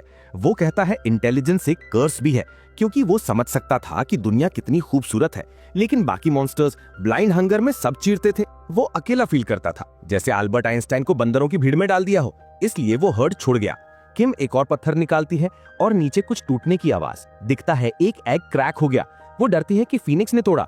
चायोन कहता है ये नेचुरल है, बेबी खुद बार बार पुश करता है, शेल स्ट्रॉन्ग होती है, उसे खुद ही बाहर आना होता है। किम कहती है इसे घर ले चलते हैं। फीनिक्स गुस्से से चिल्लाता है डेंजरस है, अगर ये हैच हुआ तो। चायोन कहता है एक नेस्ट है परफेक्ट, इसे वहीं ले चलेंगे। किम एग उठाकर खुशी में झूमती है और गू कहता है पहली बार इतना अजीब एग देखा है। किम उसे रोस्ट करती है, ये क्रैक भी तुमने कराया। अंत में चायोन फ्लफ बॉल को भरोसा दिलाता है वो प्रोटेक्ट करेगा और माइनिंग जारी रहती है। वापस लौटते हैं। नाम वहां खड़ा इंतजार कर रहा है, बैग उठाने को एक्साइटेड। चायोन चेतावनी देता है ये भारी है और बैग धरती पर ही ढह जाता है। नाम चिढ़कर पूछता है क्या ये, लेकिन असल में उसकी आंखों में आंसू हैं। चायोन पूछता है चेहरे पर बैंडेज क्यों, लड़ाई की? उसने सोचा नहीं था नाम ऐसा पंचिंग बैग टाइप होगा। नाम शर्म से भागकर खाना बनाने लगता है। किम पूछती है वो ग्लोस्टोन से क्या बना रहा है? चायोन कहता है लाइट बल्ब। किम दंग, ये दिमाग भी बड़ा और दिल भी, जैसे फ्लेम टोड की मदद की। वो हंसकर कहती है अब तो ये पूरा डैड जैसा लगता है। जब वो उसके कोकोनट ट्राइब वाले पिता के बारे में पूछता है, किम तुरंत चुप हो जाती है। उधर फीनिक्स सनसेट में रिलैक्स कर रहा होता है। अचानक 3 मंडराउरा बच्चे एक पर एक स्टैक्ड होकर उस पर हमला करते हैं, स्पेशल ड्रिल अटैक। पर फ्लफ बॉल ऐसे बाउंस कर देता है जैसे मार्शमेलो पर फेंका हो। नाम स्वीट पोटैटो रेसिपी लेकर आता है, किड्स में फेमस ट्रेंड, कम मेहनत में मजेदार। किम और गू खुश, लेकिन चायून पहले अपना सवाल पूछना चाहता है। नाम पहले टालता है, फिर बताता है वो हंटर एसोसिएशन जाते हुए एयर एंकर से टकरा गया। उन्होंने बोला हमारी ऑरा मत खींच, हमारी ऑक्सीजन मत सांस ले। नाम गुस्से में उनसे लड़ पड़ा, फिर इंसल्ट किया कि उसकी सेल्फ रिस्पेक्ट भी उसके बालों की तरह गिरती है। चायून पूछता है नेक्स्ट एग्जाम कब है? नाम कहता है 60 डेज। वो उसे कोचिंग देने की पेशकश करता है। नाम खुश हो जाता है, पर खुशियां उड़ जाती हैं जब पहला काम मिलता है किम के बर्तन धोना, दूसरा वॉल्केनिक डस्ट से शाइनी स्टोन साफ करना। नाम शॉक, स्पेशल ट्रेनिंग कहाँ? हमारा हीरो ठंडे स्वर में कहता है कर लो वरना जिंदगी भर बी रैंक लूजर रहोगे। और वो किम के साथ मछली पकड़ने निकल जाता है। नाम मेहनत में लग जाता है, क्योंकि हकीकत में वो मेहनत और हौसले से यहाँ तक पहुंचा है। वो भारी बैग खींचते हुए जंगल में जाता है। उधर रिवर पर किम चिड़ी हुई कि एक मछली भी नहीं पकड़ पाई और नाम सारी पकड़ रहा है। नाम मदद को चिल्लाता है, वाटर मॉन्स्टर्स उसका पीछा कर रहे हैं, ये उसकी वीकनेस। चायोन इरिटेट होता है, उसे बोलता है मैजिक बैरियर शरीर पर चढ़ा लो। नाम कहता है कर नहीं पाता। तब चायोन उसे स्टोन पकड़ने को देता है। नाम के हाथ कांपने लगते हैं, सारी ताकत ड्रेन। चायोन बताता है ये रेयर कंडेंस्ड मैजिक स्टोन है और नाम के अंदर भी बहुत मैजिक है, बस वो उसे यूज करना नहीं जानता। वो नाम की छाती में पोक करता है और नाम को उसकी मैना सर्किट्स दिखाई देने लगते हैं। अब वो फ्लक्स महसूस कर सकता है। उसके हाथ सिल्वर ऑरा से ढक जाते हैं। फिर चायोन उसे स्टोन उठाने बोलता है। नाम इसे सिर के ऊपर डेडलिफ्ट कर देता है और पागलों की तरह हंसता है, रियलाइजिंग चोर्स का असली पर्पस ट्रेनिंग था। चायोन उसे कहता है काम करते वक्त पूरे शरीर में मैना सर्कुलेट करो। और हमारा थ्रिफ्ट स्टोर वन पंच मैन आंसू बहाते हुए हाँ कहता है। रात को तीनों ल्यूमिनस स्टोन की लाइट में सो रहे होते हैं। गू को नींद नहीं, क्योंकि दिन में सोया था। तभी वो देखता है किम चुपचाप बाहर जा रही है। वो पीछे पीछे जाता है, देखता है वो नदी के पास बैठी अपने एकमात्र ड्रेस को धो रही है, क्योंकि वो गंदा हो गया है। छोटा फीनिक्स उसे चुपचाप देखता है और थोड़ी देर बाद चायोन भी आ जाता है। पूछता है रात में कपड़े क्यों धो रही हो? गू ताने से कहता है क्योंकि लड़की है और उसके पास बदलने के लिए दूसरा नहीं। चायोन ये सुनकर रुक जाता है। उसे एहसास होता है कि वो खुद तो कपड़ों की परवाह कभी नहीं करता था, लेकिन लड़की की जरूरतें शायद उसने अनदेखी कर दी थी। किम कपड़े धोकर पानी से बाहर आती है और सामने गू और चायोन को खड़ा पाती है। उसे परेशान न करने के लिए चायोन कैजुअली बोलता है कि रात की हवा अच्छी लग रही थी, वो तो बस फ्लफ बॉल के साथ टहलने निकला था। फिर पूछता है वो भी वॉक कर रही है? किम धीरे से सिर हिलाती है। चायोन उसे रोकता है, उसकी कमर पर एक छोटी रोप बेल्ट बांधता है और उसमें कुछ फ्लावर्स टक कर देता है। किम की आंखें तुरंत चमक उठती हैं। वो खुश होकर कहती है ये तो बिल्कुल आपकी तरह लग रहा है। चायोन मुस्कुराता है, कहता है फोर्सिया उसकी फेवरेट फ्लावर है। अचानक झाड़ियों में हल्की सरसराहट से किम डरकर उछल जाती है, लेकिन चायोन कहता है रिलैक्स, बस स्टील ग्रास हॉपर है। लौटते वक्त वो धीरे से पूछता है उसे कपड़े या जूते चाहिए। उसकी टोन में पूरा फादर वाइब। किम कंफ्यूजन में कहती है उसे वो आउटफिट पसंद है जो चायोन ने दिया है। अगली सुबह चायोन ह्यूमन वर्ल्ड में डिस्ट्रिक्ट 13 स्लम्स पहुंचता है। सोचता है कि एक ही जोड़ी कपड़े लड़की के लिए ठीक नहीं। लोग उसे सस्पिशियस नजरों से देखते हैं, पर उसे फर्क नहीं। उसे लगता है कि किम को भी साथ लाता तो बेहतर होता, वो खुद चुन पाती। लेकिन फिर याद आता है ह्यूमन रेल्म उसके लिए अभी बहुत ट्रॉमा ट्रिगरिंग होगा। वो हंसते हुए शॉप ढूंढ ही रहा होता है कि एक दुबला पतला लड़का आता है, कहता है 10,000 वॉन में वो उसे सस्ते कपड़ों की दुकान दिखा देगा। चायोन कहता है कि पैसे वो बाद में दे देगा, और लड़का इंस्टेंटली अज्यूम करता है कि ये कोई रूकी होगा जिसे डेमन रेल में लूट लिया गया। लड़का पूछता है कपड़े खरीदने लायक पैसे हैं, फिर खुद ही उसे रास्ता दिखाने लगता है। चायोन उससे नाम पूछता है, वो कहता है बोंगसू, लेकिन चायोन को बिग ब्रदर बुलाने पर अड़ जाता है। चलते चलते चायोन स्लम्स में हुए बदलाव ऑब्जर्व करता है। तभी बोंगसू पूछता है कहीं वो हाल ही में अवेकेंड तो नहीं। चायोन मुस्कुराकर पूछता है मैं अवेकेंड जैसा दिखता हूँ क्या? बोंगसू समझाता है कि पोर्टल से बिना सामान के आया तो उसे लगा ये रॉब्ड हंटर है। वो उसे दिलासा देता है ये सबके साथ होता है। चायोन हंस देता है, कहता है तुम बच्चे होकर इतना जानते हो। बोंगसू इंसल्ट लेकर बोलता है वो बच्चा नहीं 17 का है, बस पोषण की कमी से छोटा दिखता है। आगे शेडी थग्स दिखते हैं। बोंगसू तुरंत चेतावनी देता है डिस्ट्रिक्ट 13 मत जाना, वहां डिस्ट्रिक्ट 11 की स्पेस गैंग आकर बस गई है। पुलिस भी जाना बंद कर चुकी, पूरी तरह लॉलेस जगह। अभी वे डिस्ट्रिक्ट 12 में है, थोड़ी सेफ बाउंड्री। चायोन मन ही मन सोचता है क्या ऑर्फिनेज जब भी खड़ा होगा। आगे एक छोटी दुकान दिखती है, buy 1 get 1 free. Owner madam Park बेहद थकी हुई कहती है बच्चों के कपड़े कोई खरीदता ही नहीं, स्लम्स में लोग अपने बच्चे तक नहीं पाल पाते। तभी बोंगसू दरवाजा खोलकर घुसता है। मैडम चिल्लाती हैं उसे मैडम मत बुलाओ। बोंगसू हंसता है और बताता है कि ये आदमी कपड़े लेने आया है, जबकि चायोन शेल्फ्स देखने में लगा है। पार्क उसे डांटती है, हर बार ऐसे गरीब हंटर्स को दुकान में क्यों लाता है, बिल भरा कौन करेगा। बोंगसू गाल खींचते हुए कहता है उसे क्या पता आदमी अमीर है या नहीं। ओनर शिकायत करती है चायोन के पास कैसा लगता है, कोई पैसा नहीं। लेकिन बोंगसू डिफेंड करता है कम से कम हैंडसम तो है, और याद दिलाता है कि पार्क ने कहा था कि भाई जैसा बेचारा दिखने वाला आए तो लेकर आना। पार्क गुस्से से बोलती है मैंने वो 1-2 बार कहा होगा बस। तभी चायोन कामली बोलता है मैं कपड़े खरीदना चाहता हूँ। वो 10 मिलियन वॉन का चेक निकालता है, कहता है बस यही पैसा है मेरे पास। पार्क और बोंगसू दोनों शॉक। तुरंत पार्क फॉर्मल मोड में और बोंगसू वीआईपी सर्विस में। Chair, cookies, drink. Bongsu napkin बांध देता है। पार्क एक्साइटेड होकर बताती है अडल्ट से लेकर चिल्ड्रन वेयर तक सब है। चायोन सिंपली बोलता है प्री स्कूल गर्ल के क्लोथ चाहिए, थोड़े अपने लिए और कुछ शूज। पार्क की आंखें चमक उठती हैं, ये तो उसका स्पेशलिटी है। वो पिंक्स, लेस, समर आउटफिट्स दिखाने लगती है। बोंगसू उसके कंधे दबाकर असिस्टेंट बन जाता है। चेकआउट पर पार्क रोमांचित, 100 से ज्यादा आइटम्स बिक गए, स्टोर खाली। वो पूछती है डिलीवरी कर दे। चायोन कहता है खुद ले जाऊंगा। फिर बोंगसू को एक सूट और 1 लाख वॉन देता है, कहता है एक फेवर और बाकी है। बाहर जाते समय बोंगसू टेंस, सोचता है इतनी आसानी से संबंध मनी और कपड़े नहीं देता, कहीं ये ट्रैफिकिंग ट्रैप तो नहीं। फिर खुद सोचता है शायद ये सच में अच्छा आदमी है जैसे पार्क। जब चायोन वापस आता है और बोलता है होटल क्लीन है, ओनर बढ़िया। वो बोंगसू को की देता है, कहता है अब उसे सड़क पर नहीं सोना पड़ेगा, साल भर का किराया और खाने का इंतजाम कर दिया है। बोंगसू घबरा कर कहता है कहीं एक किडनैपिंग की शुरुआत तो नहीं। चायोन हंसकर याद दिलाता है तू ही तो मुझे यहाँ लेकर आया है। पोर्टल खुलता है। बोंगसू पूछता है इतना सब क्यों दे रहे हो, हम बेरली मिले हैं। चायोन सिंपली बोलता है क्योंकि तुमने मुझे मेरी ही याद दिला दी, मैं भी कभी ऐसे ही जीता था।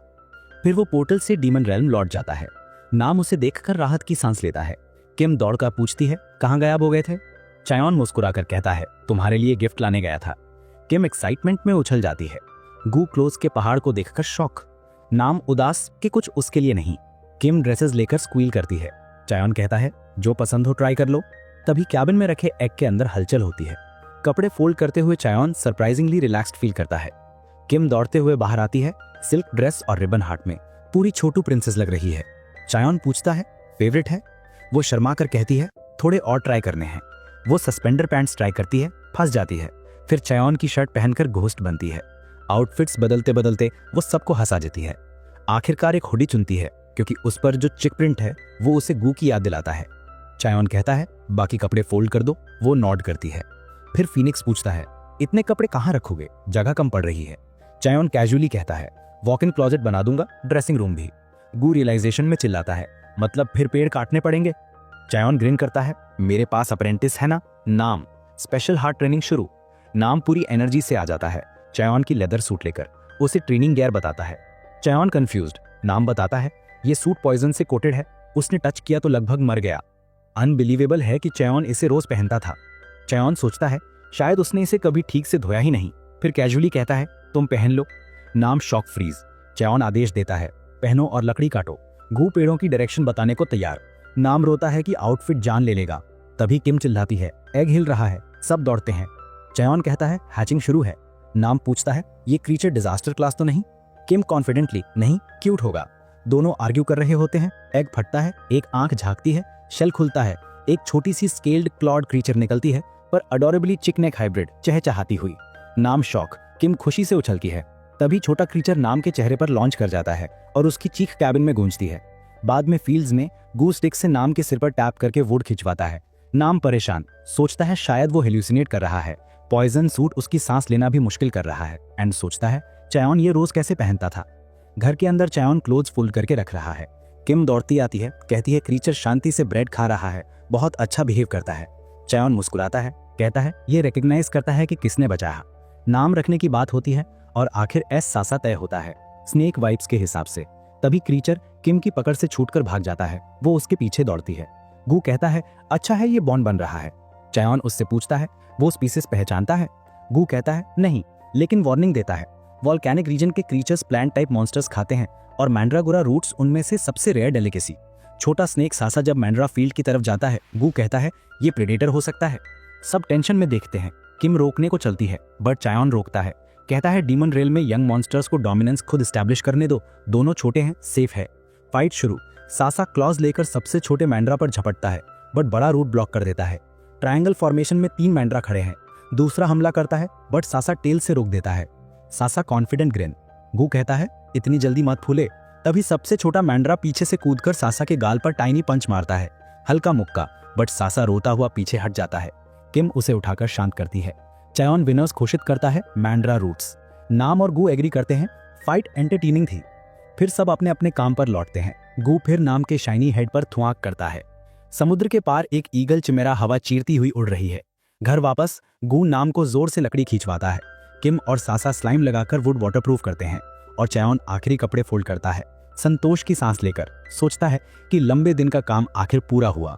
चयॉन 2 दिन की स्लीपलेस मेहनत के बाद फाइनली राहत की सांस लेता है जब नाम वो जहरीली लेदर शर्ट फेंक देता है जिसने उसे लगभग पागल कर दिया था।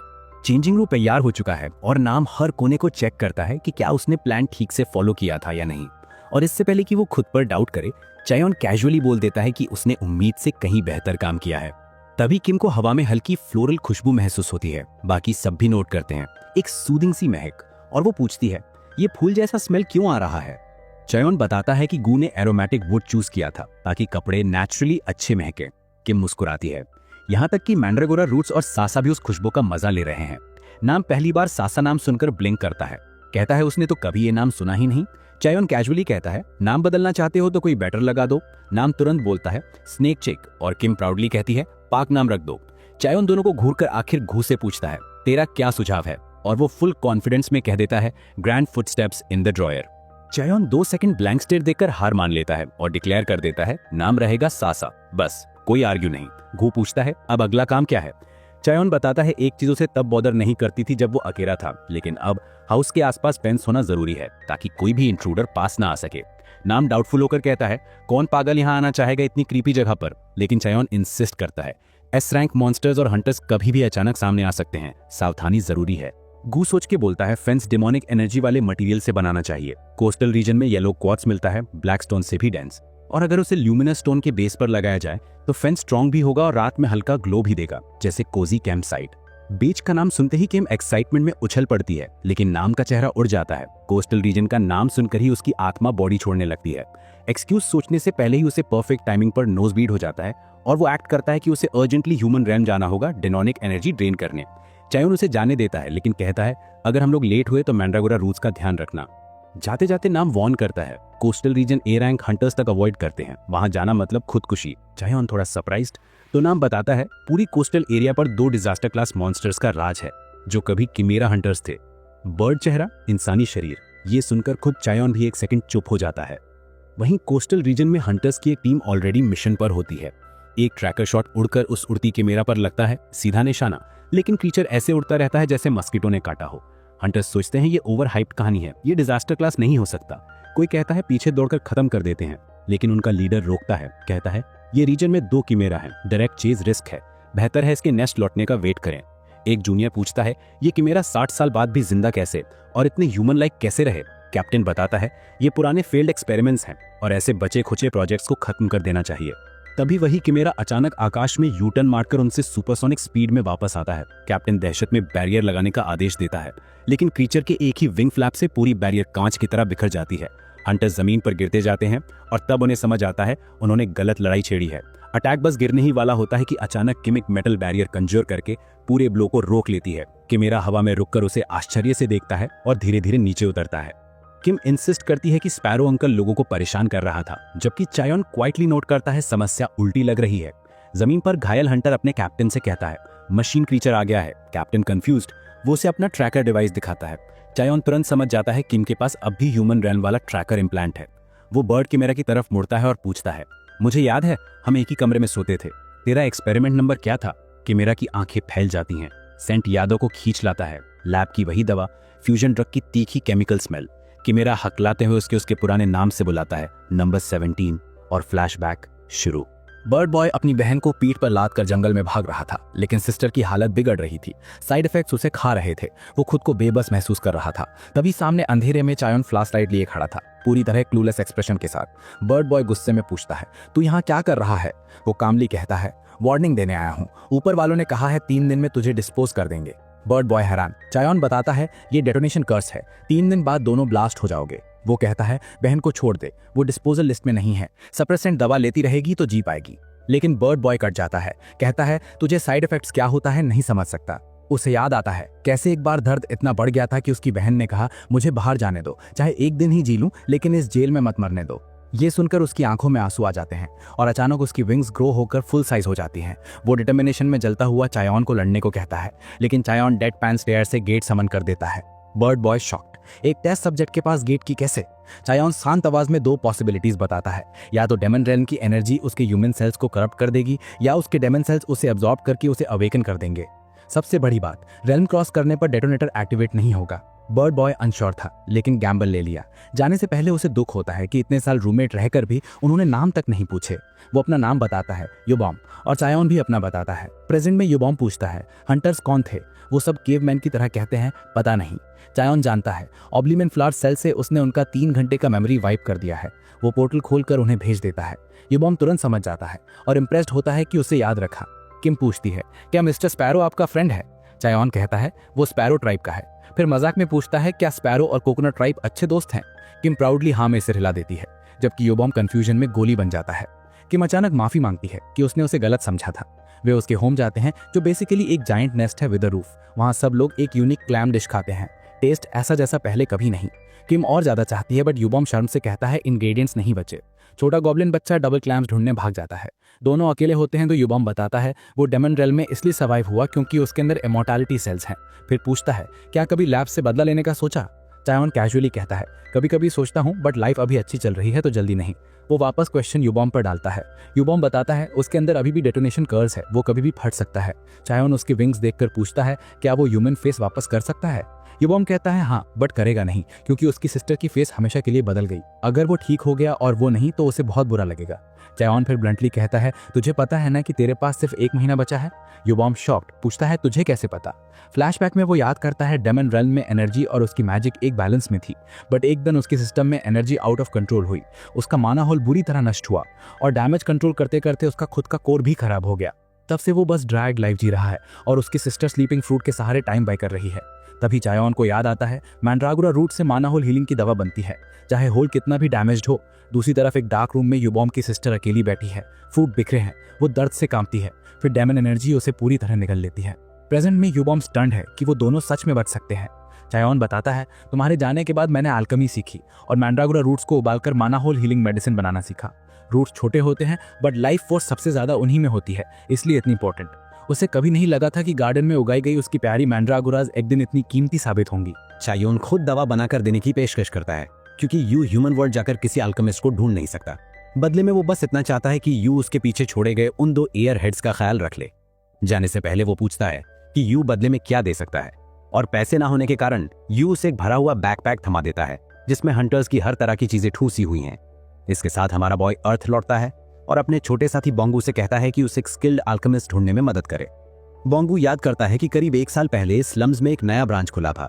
बात करते समय चायोन नोटिस करता है कि बोंगू की बाहों पर सैंडबैग्स बंधे हैं और बच्चा गर्व से बताता है कि वो बॉडी ट्रेन करने के लिए ये पहनता है। वो बोल्ड होकर मानता है कि वो भी एक दिन अपने बिग ब्रदर जैसा स्ट्रांग बनना चाहता है, ऐसा बॉस जो सिर्फ अपने फिस्ट्स लेकर डीमन रेल्म में कूद जाए। दुकान के बाहर बोंगू बताता है कि इस ब्रांच का नया मैनेजर अपनी बेहतरीन अल्केमी के लिए मशहूर है, लेकिन जब कोई नहीं दिखता, दोनों मैनेजर को बाहर टहलते और लोन पेमेंट ना करने की टेंशन में पसीना बहाते हुए देखते हैं। बोंगू तुरंत समझ जाता है स्लम्स में लोन शैक्स का दबाव झेलना हर बिजनेसमैन की मजबूरी है। मैनेजर कभी सिटी ब्रांच में 20 साल तक ब्रिलियंट परफॉर्मेंस देने वाला रिस्पेक्टेड आदमी था, लेकिन अचानक उसे डिमोट करके स्लम्स भेज दिया गया। किसी ने नहीं समझा क्यों। बोंगू बताता है उसका पूर्व बॉस इंसानी रूप में सबसे घटिया इंसान था, स्लम्स में भेजे जाने वाले फंड्स को खुद हड़प लेता था। मैनेजर शायद सिर्फ इसलिए गिरा दिया गया क्योंकि उसने करप्शन की रिपोर्ट कर दी थी। तभी मैनेजर की नजर बोंगू पर पड़ती है और उसका चेहरा इंस्टेंटली खिल उठता है। बोंगू प्राउडली बताता है कि उसका बिग ब्रदर एक अल्केमिस्ट ढूंढ रहा है। मैनेजर, जिसकी ऑरा ही साफ बताती है कि वो सीरियस प्रो है, दोनों को अंदर बुलाता है। कमरे में असिस्टेंट मैनेजर बोर्डम से मर रहा था क्योंकि बॉस बेकार था और दुकान में कई हफ्तों से कोई ग्राहक नहीं आया था। उसी समय मैनेजर चायोन के साथ अंदर घुसता है और ड्रिंक्स लाने का आदेश देता है, लेकिन हमारा लड़का बिना घुमाए सीधे मुद्दे पर आता है। वो कहता है उन्हें मैंड्रागोरा रूट से प्योरीफाइड माना वाटर चाहिए और मैनेजर जैसे ए रैंक अल्केमिस्ट को वो ब्रू कर पाना चाहिए। मैनेजर दंग रह जाता है कि चायोन ने उसकी रैंक पहचान ली। वो अफसोस जताता है कि उसके पास इतनी हाई ग्रेड मटेरियल्स नहीं है। तभी हमारा बॉय एक ताजा मैंड्रा रूट निकालता है जो इतनी हैवी डिमोनिक एनर्जी छोड़ रहा है जैसे अभी भी मिट्टी से निकाला गया हो। दोनों अल्केमिस्ट लिटरली हक्का बक्का रह जाते हैं। पेमेंट की बात आती है तो हमारा बॉय कैजुअली कोस्टल रीजन के रेयरेस्ट मटेरियल्स निकाल देता है और दोनों की आंखें और भी बड़ी हो जाती हैं। फैन बॉइंग के बाद मैनेजर पूछता है कि क्या पेमेंट काफी है। चायोन हंसकर कहता है इससे ज्यादा क्या चाहिए। मैनेजर और असिस्टेंट मटेरियल्स अप्रेस करने चले जाते हैं। वेटिंग करते हुए चायोन एक और जार नोटिस करता है जिसमें एक मरा हुआ मैंड्रा रूट तैर रहा है। मैनेजर कहता है ये तो लंबे समय से डेड है। हमारा बॉय थोड़ा सा अपना एनर्जी उसमें डालता है और वो रूट झटके से ट्विच कर उठता है। मैनेजर की आंखें बाहर आ जाती हैं। वो फ्रस्ट्रेटेड होकर कहता है कि उसने ढेर सारा माना उस रूट पर खर्च किया था, लेकिन कभी ऐसी रिएक्शन नहीं मिली। तभी दरवाजा धड़ाम से खुलता है और उसका फॉर्मर बॉस अंदर घुस जाता है, मानो दुकान उसी की हो। बिना समय लिए वो शॉप का मजाक उड़ाना शुरू कर देता है। सुनने में आया यहाँ हाई क्वालिटी मटेरियल आया है। मैनेजर इंस्टेंटली समझ जाता है कि उसका नमक हराम असिस्टेंट ही न्यूज लीक कर आया है। घुसपैठिया एरोगेंट टोन में खुद को गोल्ड सिटी ब्रांच हेड गीजोंग बताता है और चाहिए उनसे मटेरियल्स छीनने के लिए लालच भरी एरोगेंस में मुस्कुराता है। उसकी ग्रेटिंग हंसी पर चाहिए उनको उसे गोली मारने की इच्छा होने लगती है। तभी चाहिए उसके सरनेम पर ध्यान देता है और कैजुअली पूछता है क्या वो नोबेल प्राइज विनर बॉकटॉक एन से रिलेटेड है। ये सुनकर गीजोंग जोर से हंसता है और प्राउडली कहता है हाँ, वो उसका ग्रैंडसन है। लेकिन यही सुनकर चाहिए की आंखों में अलग ही अंधेरा उतर आता है। उसके दिमाग में फ्लैश होता है बैकडॉग की याद, वही साइको साइंटिस्ट जिसने बच्चों को आधा मारकर एक्सपेरिमेंट किए थे। गुस्सा फट पड़ता है। उसके शरीर से मैसिव ओरा निकलकर पूरा ऑफिस हिला देती है। गीजोंग सीधे घुटनों पर गिर जाता है। चाहिए झुककर उससे पूछता है क्या उनके परिवार की परंपरा है कमजोरों को कुचलकर चीजें लूटने की। गीजोंग कांपते हुए इनकार करता है। पूछता है ये सब बकवास किसने कही। कोल्ड डेडली टोन में चाहिए पूछता है टीडीए लैब अभी भी चल रही है क्या। टीडीए के नाम सुनते ही गीजोंग भ्रम में कहता है उसने कभी ऐसा नाम सुना ही नहीं है। चाहिए उसकी आंखों में घूर कर पूछता है क्या सच में नहीं जानता कि उसके दादा की चाइमेरा एक्सपेरिमेंटेशन फैसिलिटी कहाँ थी। गीजोंग इसे स्लैंडर कहता है। दावा करता है उसके दादा की रिसर्च ने सेफ्टी मेजर्स हमेशा फॉलो किए थे। उसके दादा जनरेशंस तक ह्यूमैनिटी के लिए काम करते थे। गेट इंसिडेंट के विक्टिम्स को अपनी सारी संपत्ति दान की, इसलिए नोबेल मिला। इस पर चायोन धीरे से हंसता है, कहता है शायद मरने से पहले बूढ़े राक्षस ने सच में सुधार कर लिया था, लेकिन अफसोस वो हंटर होकर भी इतनी जल्दी मर गया। फिर वो कैजुअली बोलता है गिरकर गेट के बगल वाले विंडो से नीचे गिरना शायद साइड इफेक्ट था। गीजोंग की आंखें डर से फैल जाती हैं क्योंकि ये डिटेल पब्लिक में कभी नहीं आई थी और चायोन जानता है क्योंकि वो खुद था जिसने उसे उस विंडो से धक्का दिया था। बूढ़ा साइंटिस्ट काइमेरा बच्चों को पोर्टल में फेंकने की धमकी दे रहा था तो चायोन ने उसे खुद पोर्टल में भेज दिया, सीधे नीचे। वो गीजोंग को आदेश देता है अपने दादा की लैब के बचे हुए सारे निशान ढूंढो और उसकी रिपोर्ट तैयार रखना जब वो लौटे। उसे आयरनी पर यकीन नहीं होता, इतने साल बाद बागडॉग का पोता उसके सामने। चायोन सिर्फ 9 साल का था जब बागडॉग ने उसे किडनैप करवाया था और ईयर्स तक उसे माइंडलेस वेपन में बदल दिया गया और तब तक टाइम निकल गया, उसे पता ही नहीं चला। शायद लैब अब अलग नाम से चल रही हो। तभी मैनेजर किम 2 बोतलें लेकर लौटता है, दोनों में चमकता हरा प्योरीफाइड मैना वाटर। चायोन सच में इंप्रेस्ड होता है इतनी तेजी से काम देखकर। मैनेजर चुपचाप सारे मटेरियल कॉस्ट कैलकुलेट करता है। रिवॉर्ड में हमारा बॉय उसे एक प्राइवेट कॉन्ट्रैक्ट ऑफर करता है। वो रेयर मटेरियल सप्लाई करेगा और मैनेजर ब्रूइंग करेगा। ये सुनकर वो चबी अंकल टूटकर रो पड़ता है, कहता है वो आखिर एक दिन अपना बिल्डिंग वापस खरीद पाएगा और लोन्स चुकता कर पाएगा। चायोन पूछता है क्या हुआ, तो मैनेजर बताता है उसके पेरेंट्स ने खाने तक की परवाह किए बिना लोन उठाया था ताकि वो पढ़ सके। वो बरसों से रीपे करने में फंसा हुआ था। हमारा बॉय कहता है अब से काम हमेशा रेडी मिलेगा। फिर वो डीमन रेल्म लौटने की सोचता है। उम्मीद करता है कि वहां सब ठीक हो, लेकिन किस्मत रेयरली सिंपल होती है। डीमन रेल्म में मीनवाइल युबम की सिस्टर कंट्रोल खो देती है। यू उसे रोकने की कोशिश करता है, लेकिन वो उसे पकड़कर ऐसे फेंकती है जैसे ह्यूमन बॉलिंग बॉल हो। यू जमीन पर गिरकर ऑलमोस्ट हार मान लेता है, लेकिन जब वो किम और गू को अपने ऊपर झुके देखता है, उसे अपना वादा याद आता है प्रोटेक्ट करने का।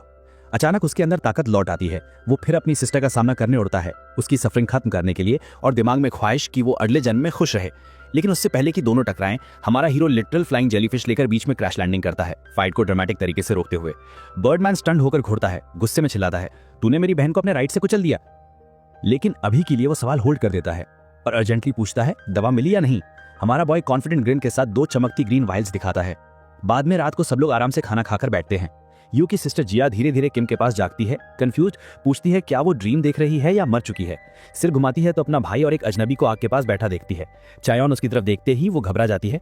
बर्डहेड मुस्कुराकर कहता है, अपना मैना होल चेक करो, और शॉकिंगली वो पूरी तरह ठीक, पहले से भी मजबूत।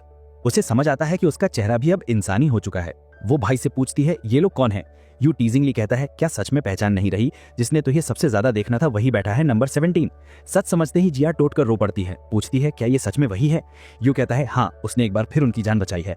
हमारा बॉय उनकी इमोशनल रीयूनियन पर ध्यान नहीं देता और कैजुअली पूछता है, रेड मॉस खत्म हो गया क्या? जिया मास्क हटाती है, कई सालों में पहली बार, और सिंसियरली उसे शुक्रिया कहती है। तभी किम की नजर पानी पर तैरते गोल्डन डीप सी फेरीज पर पड़ती है। वो उनकी ग्लो से मंत्रमुग्ध हो जाती है। जिया बताती है, अगर सनराइज के बाद इन फेरीज को फॉलो करो तो इनके नेस्ट के पास येलो कॉर्ड्स मिलते हैं। इस रिमाइंडर से हमारा कोल्ड जैसा दिखने वाला हीरो याद करता है, अरे हाँ, यही मिनरल लेने वो यहाँ आया था। ह्यूमन वर्ल्ड में मीनवाइल डायरेक्टर के लोग बताते हैं कि कई हंटर्स मशीन क्रीचर को लेने में फेल हुए, लेकिन ट्रैकर्स बताते हैं कि वो अभी कोस्टल रीजन में छिपा है। डायरेक्टर कंफ्यूजन में है क्योंकि सभी एरैंक्स उस रीजन से लौटकर मेमोरी खो चुके थे, पर ट्रैकर्स सिग्नल दे रहे हैं। तभी डायरेक्टर का फोन बजता है। उधर फ्यूरियस गी जोंग होता है। वो पूछता है, क्या डायरेक्टर ने टीडीए लैब का नाम सुना है? डायरेक्टर तुरंत इनकार कर देता है, कहता है, मैं ऐसे किसी लैब के बारे में बात नहीं सुनूंगा। गी जोंग सारे रॉटन सीक्रेट्स उगलने लगता है, लेकिन डायरेक्टर मयांग उसे बीच में काटते हुए कहता है, प्रोफेसर बागदियो ने मुझे ऑनेस्ट रिसर्च सिखाया था और मैं आज भी उस शिक्षा पर कायम हूँ, और कहकर कॉल काट देता है। फोन रखते ही वो पैनिक करने लगता है, सोचता है, एक बेकार प्रोफेसर का पोता लैब के बारे में कैसे जानता है जबकि सारी फाइल्स मिटा दी गई थी। तभी एक साइंटिस्ट एक्साइटेड होकर ऑफिस में घुसता है, कहता है, मैंड्रागोरा और मर्क्यूरी का फ्यूजन एक्सपेरिमेंट सक्सेसफुल हो गया है, उन्होंने लिक्विड मेटल मैंड्रागोरा बना लिया है। डायरेक्टर उसकी चमकती मेटालिक तरलता देखकर रीढ़ तक ठंडी सनसनी महसूस करता है। डायरेक्टर लिटरली खुश हो जाता है क्योंकि मंड्रोरा खुद ब खुद मजबूत बॉन्ड बनाता है और लिक्विड मेटल की भी वही प्रॉपर्टी है। इन दोनों क्वालिटीज को एक किमेरा में मिला देना मतलब उसके पास अब ऐसा क्रीचर है जो उसकी सबसे प्रेशियस मैकेनिकल क्रिएशन किम को ट्रैक कर सकता है। इसी एक्साइटमेंट में वो अपने आदमी को आदेश देता है कि ए रैंक हंटर्स के लिए बाउंटी और बढ़ा दो, और कसम खाता है कि इस बार उसकी बेस्ट क्रिएशन किसी भी हालत में वापस लाकर ही दम लेगा। उधर यू समुद्र किनारे चायोन के घर के पास आराम कर रहा है। पिछली रात हमारा बॉय यू और उसकी सिस्टर को अपने साथ रहने का इनवाइट दे चुका है। वो प्राउडली बताता है कि उसके घर पर एक प्रोफेशनल कुक भी रहता है, पर यू तो शॉक में है कि ये बंदा सच में डीमन रेल्म में रहने लगा। हमारा बॉय कैजुअली कहता है कि यहाँ की हवा आदत पड़ने पर काफी पीसफुल लगती है। यू थोड़ा सोचकर पूछता है कि जब वो चाहे अर्थ लौट सकता है तो फिर यहीं क्यों रहता है। ब्रो उससे डेड पैन लुक देता है और पूछता है, तू सच में वापस जाना चाहता है उस कर्स्ड दुनिया में? बर्डहेड मानता है कि अर्थ पर लाइफ कभी अच्छी नहीं रही, ना उसके लिए ना उसकी सिस्टर के लिए, लेकिन फिर भी वो देखना चाहता है कि क्या दुनिया बदली है। ये सुनकर हमारा बॉय उसे बताता है कि शायद अब पॉसिबल हो, क्योंकि अब एक ऐसा एल्केमिस्ट है जो शायद उनका कर्स ठीक कर सके। वो बताता है कि अर्थ पर उसे एक बेहद टैलेंटेड एल्केमिस्ट मिला, मैनेजर किम, और अगर उसे थोड़ा वक्त मिले तो वो शायद सच में उनके कर्स की असली जड़ समझकर क्योर ढूंढ ले। एक पल की चुप्पी के बाद यू अचानक रोने लगता है। आंसू बहाते पूछता है, तू इतना अच्छा क्यों है मेरे और मेरी बहन के लिए? हमने तेरे लिए किया ही क्या है? हमारा बॉय शांत चेहरा रखते हुए कहता है कि शायद वो दूसरों की हेल्प इसलिए करता है क्योंकि वो खुद भी आंसर ढूंढ रहा है। वो सालों तक ये सोचता रहा कि क्या सिर्फ जीना ही काफी है या जिंदगी में इससे ज्यादा भी कुछ है। बीच पर वापस गिया समुद्र से उड़कर बाहर आती है, हाथ में 2 बड़े बड़े रस्से पकड़े हुए। वो एक रस्सा अपने भाई को पकड़ाती है और कहती है, जोर से खींचो। यू अपनी पूरी ताकत झोंक देता है पर फिर भी स्ट्रगल करता है। टर्न्स आउट वो एक ह्यूज नेट खींच रहा है जिसमें absurd amount of yellow quartz भरा पड़ा है। यू डिसबिलीफ में है, सोचता है ये सब हमारा बॉय एक ही दिन में कैसे निकाल लाया। उधर चायोन सालों बाद एक्चुअल स्विम लेकर खुद को रिफ्रेश महसूस कर रहा है। किम फिर से नीचे डाइव करने को उतावली है क्योंकि सी फार्किन जिनके घर वो नीचे देखकर आई थी वो जगह उसे पैराडाइस लग रही थी। इसके बाद यू पूछता है कि इतना क्वार्ट्स अब वापस जंगल तक ले कैसे जाएंगे। ब्रो प्लान सोच ही रहा होता है कि अचानक एक अकेला पैरट वल्चर उसके सिर के ऊपर से उड़ता है। ये उसके लिए अजीब है क्योंकि ये स्पीशीज हमेशा जायंट फ्लॉक्स में ट्रैवल करती है। किम को उसकी चमकदार फेदर्स क्यूट लगती हैं, पर गिया तुरंत बोलती है कि वो पास आई तो हंसी गायब हो जाएगी। ये 4 मीटर के रेज फील्ड बीस्ट्स होते हैं। हंटर्स तो इन्हें देखते ही उल्टा दौड़ पड़ते हैं। लेकिन हमारा बॉय, उसे सिर्फ स्काई में उड़ता हुआ एक अमेज़न डिलीवरी ट्रक दिख रहा है। इसी बीच उनके घर पर नैम जोरदार ट्रेनिंग में लगा है। उसे महसूस हो रहा है कि उसकी मैजिक कैपेसिटी लगातार बढ़ रही है। अगर यही पेस रहा तो वो रैंक अप जल्दी कर लेगा। उसी टाइम एक आधा मरा हुआ मंडोरा उसके पीछे धप्प से गिरता है। नैम सोचता है ये गुस्से में है, लेकिन असल में पीछे 3 काले कपड़ों में हंटर्स उसे बुली कर रहे होते हैं। अचानक एक हंटर नैम को पहचान लेता है उसके चमकते हुए स्कैल्प के कारण और पूछता है क्या वो आप पहाड़ों में होमलेस आदमी बनकर रह रहा है। नैम शर्म से अपना सिर ढक लेता है। शॉक्ड है कि एग्जाम की वही बुली यहाँ कैसे आ गए। नैम कुछ करने ही वागा होता है कि मंडोरा ट्रियो खुद उसके सामने खड़ा हो जाता है, जैसे फाइबर के बने 3 छोटे शाइनिंग नाइट्स। हंटर्स लिटरली पागल हो जाते हैं उन्हें देखकर, क्योंकि एक मंडोरा की कीमत ही उनके पूरे बॉडी वेट से ज्यादा होती है। एक लड़का उन्हें पालतू जानवर की तरह पैट करने आता है। नैम का खून खौल जाता है, पर उसे हाथ भी नहीं उठाना पड़ता, क्योंकि चबी मंडोरा बस अपना छोटा सा पैर उठाता है और अचानक तीनों हंटर्स ऐसे उड़ते हैं जैसे उन्हें किसी अनसीन ट्रक ने ठोक दिया हो।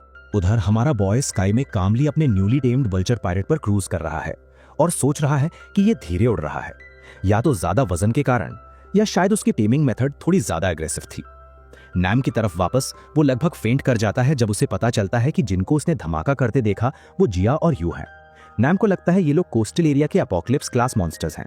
ऊपर से उसे याद आता है कि बाकी लोग भी कोस्ट गए थे और अभी तक लौटे नहीं। उसका स्ट्रेस और बढ़ जाता है। वो वहीं खड़े 3 ब्लैक क्लैड इडियट्स को अलायंस ऑफर करने का सोचने ही वाला होता है कि जिया उसके सामने आकर पूछती है तुम शेफ हो ना। नैम का दिमाग ब्लास्ट, क्योंकि उसने पहली बार किसी मॉन्स्टर को बोलते सुना। पर शेफ सुनते ही वो एक्साइटेड होकर पूछता है क्या तुम मेरे मास्टर को जानती हो। यू प्राउडली बोलता है हम बेस्ट बडीज हैं। नैम के दिमाग में शैतानी आती है और वो इंस्टेंटली स्निच कर देता है कि ये तीनों लोग उसके मास्टर की चीजें चुराने आए थे। बुली ट्रियो उसी मोमेंट समझ जाता है कि उनका गेम ओवर है।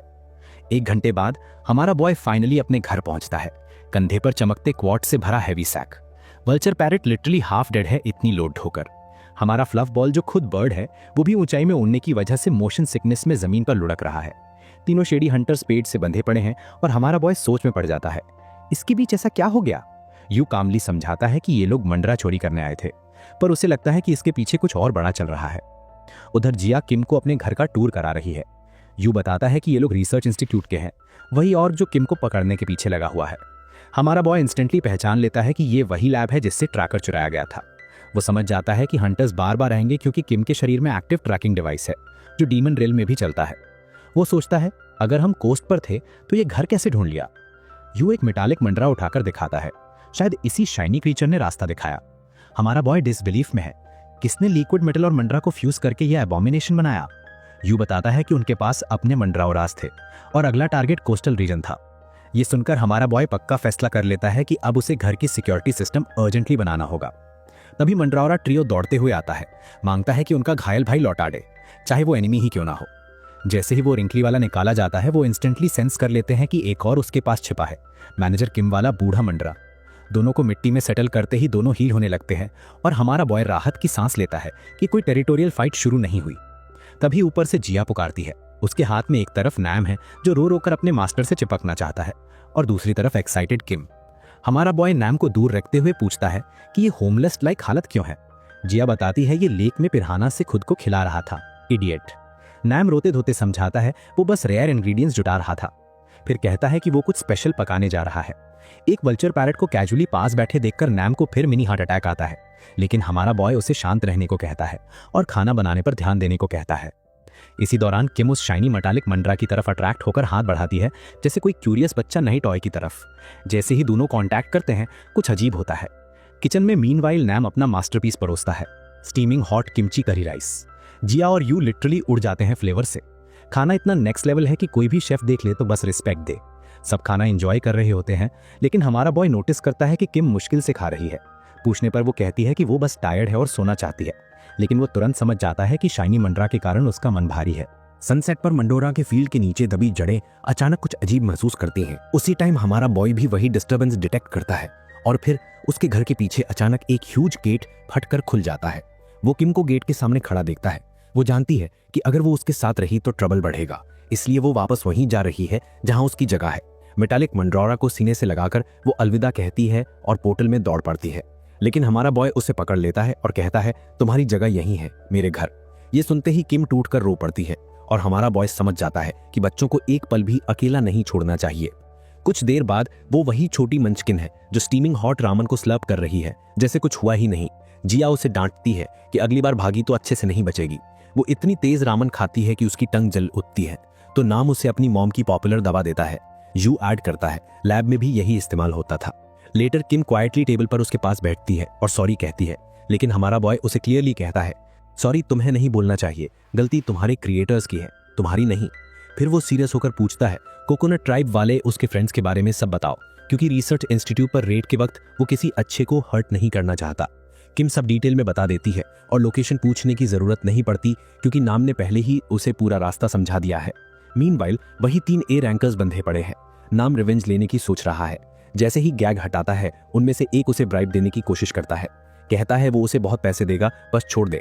नाम ब्लैक कार्ड दिखाता है जो सिर्फ टॉप 1% के पास होता है और तब उसे असली सेटिस्फैक्शन मिलता है। वो 3 रॉ ऑब्लिवियन हर्ब बॉल्स निकालता है जिनसे एलर्जी इतनी पेनफुल होती है कि कोई शुभ कर्म याद आ जाए, और नाम उन्हें सीधा उनके मुंह में ठूस देता है। कहता है शायद यही उनकी गलती सुधार दे। अगले दिन सुबह किम खुशी खुशी फ्लफ बॉल के साथ खेल रही होती है जब यू पूछता है क्या वो सच में लैब पर रेड करने जा रहा है। हमारा बॉय कामली कहता है हाँ, और किम को उसकी जिम्मेदारी देकर नाम और गू के साथ निकलने की तैयारी करता है। और तभी नाम जाइंट बैकपैक और तेज चमकती मुस्कान लेकर एंट्री मारता है, एक्साइटेड क्योंकि उसे आखिर वो टॉप टियर एल्केडिस्ट मिलने वाला है जो उसकी लाइफ लॉन्ग बीमारी ठीक कर सकता है। जिया तुरंत कहती है कि वो सब बहुत ज्यादा ऑब्वियस लग रहे हैं, कम से कम चेहरा ढककर चलना चाहिए। नाम पहले बिल्कुल इंटरेस्टेड नहीं था, लेकिन जैसे ही उसकी नजर उस एब्सोल्यूट क्वीन पर पड़ती है जो मास्क के पीछे छुपी हुई थी, उसकी सोची समझी राय पल भर में बदल जाती है। दुर्भाग्य से वो क्वीन अपना मास्क हमारे बॉय को पकड़ा देती है, भले ही वो मास्क उस पर ठीक से फिट भी नहीं होता। उसी पल नाम को समझ आता है कि ये straight up love at first sight था। जैसे एकदम चैट मोड में हमारा बॉय उसे बताता है कि वो कोई टाइम पास टाइप इंसान नहीं है। वो जो कहता है सच में मीनिंग के साथ कहता है। बिना एक सेकंड वेस्ट किए वो उससे पूछ लेता है कि आखिर उसका टाइप कैसा होता है। यू और चॉयन साइड में पॉपकॉर्न ले आते हैं क्योंकि सीन अब स्पाइसी होने वाला है। जिया खुद भी टाइम पास पसंद नहीं करती, तो वो एक लंबा डीप सा सेकंड लेकर सोचती है और फिर ड्रामेटिक पॉज के बाद बोलती है कि उसे कोई फ्लम्बॉयंट टाइप लड़का पसंद आएगा जो डांसिंग में अच्छा हो और जिसके पास थिक फेदर्स हो। ये सुनकर नॉम की इनसिक्योरिटी को ऐसा झटका लगता है कि वो हमारे बॉय से लिटरली भीख मांगता है कि उसे जल्दी से अल्केमिस्ट के पास ले चले। अर्थ पर मीनवाइल सिविलियंस पैनिक में आ जाते हैं जब वो इतना बड़ा रिटर्न पोर्टल देखते हैं। अचानक एक वल्चर पैरेट बाहर निकल आता है और लोग डर के मारे तुरंत रिपोर्ट करने भाग जाते हैं। जब नॉम बोलता है कि सब लोग डर रहे हैं, हमारा बॉय सीधा कैजुअली बोल देता है मुझे चलने की क्या जरूरत है जब मैं फ्लाई कर सकता हूँ। नॉम पूछता है कि वो जा कहाँ रहे हैं, तो हमारा बॉय बहुत कामली रिमाइंड करता है कि रास्ता तो नॉम ही दिखाने वाला है। बड़े नीले आसमान में एक बड़े नीले फ्लाई पर उड़ते हुए वो अपने पैरेट का नाम क्रिएटिविटी से ब्लू रख देता है। रिसर्च इंस्टीट्यूट में साइंटिस्ट रिपोर्ट करते हैं कि सारे हंटर्स किसी अजीब सी अमनीजिया के साथ वापस आए हैं। डायरेक्टर तब भड़क जाता है जब उन्हें बताया जाता है कि वो मेटल मंदिरा भी खो दिया गया है जो किम को ट्रैक करने का उसका एकमात्र तरीका था। बिना उस लेटेस्ट फाइंड के वो अपने इन्वेस्टर्स को कुछ दिखा नहीं सकता और फंडिंग सिक्योर नहीं कर सकता। तभी एक साइंटिस्ट उसे एक छोटा नोट दिखाता है जो एक हंटर के गियर से चिपका हुआ मिला। डायरेक्टर उस यून मैसेज को पढ़ते ही अपने एम्प्लॉयज पर चिल्लाना शुरू कर देता है। उसी समय उसके पीछे की विंडो फटकर टूट जाती है और हमारा बॉय सीधा ऑफिस में क्रैश लैंड करता है। उसे प्रैक्टिकली समझ आता है कि एक भी मिसिंग टेल फेदर उड़ान कंट्रोल करने में कितना बड़ा फर्क डाल देता है। सीन शिफ्ट होता है पास्ट में जब नोम ने उसे इंस्टीट्यूट का लोकेशन बताया था, लेकिन वो अभी भी वरीड था क्योंकि ये लैब पूरे नेशन की सबसे पावरफुल लैब थी। हेडलाइंस भी चल रही थी कि यही इंस्टीट्यूट एक लिविंग मैकेनिकल क्रीचर बनाने में सफल हो गया था। नाम इस बात से डरा हुआ था कि वो इतनी बड़ी ऑर्गेनाइजेशन के खिलाफ क्राइम करने जा रहे हैं, लेकिन हमारे सेंसे की काम वाइब उसे थोड़ी हिम्मत देती है जब तक कि वो अचानक देख नहीं लेता कि ब्लू की एक टेल फेदर मिसिंग है। हमारा बॉय बताता है कि ब्लू उसके पास आया ही तभी था जब वो फेदर मिसिंग थी। शायद वही वजह थी कि बाकी वल्चर्स ने ब्लू पर अटैक किया और उसे कम्युनिटी से बाहर निकाल दिया। तब से जब से उसने ब्लू की जान बचाई है, ब्लू अजीब तरह से खुश रहने लगा है। कुछ देर उड़ने के बाद वे फाइनली माउंटेन्स के बीच छुपे हुए रिसर्च इंस्टीट्यूट को देख लेते हैं। हमारा बॉय ब्लू को आदेश देता है कि फुल स्पीड में जाओ और मुड़ना मत। ब्लू फाइटर जेट जैसी आवाज में सीधा लैब की तरफ घुस जाता है। मीटिंग रूम में साइंटिस्ट मजाक में पूछते हैं कि क्या एलॉन ने वर्ल्ड वॉर 2 शुरू कर दी। डस्ट सेटल होने के बाद उनमें से एक साइंटिस्ट को ब्लू का क्लोजअप ग्लिम्स मिलता है और वो डर के मारे चीखते हुए पीछे हट जाता है। फिर अचानक थ्रेड्स चारों तरफ फैल जाते हैं और सारे साइंटिस्ट उसमें बन जाते हैं।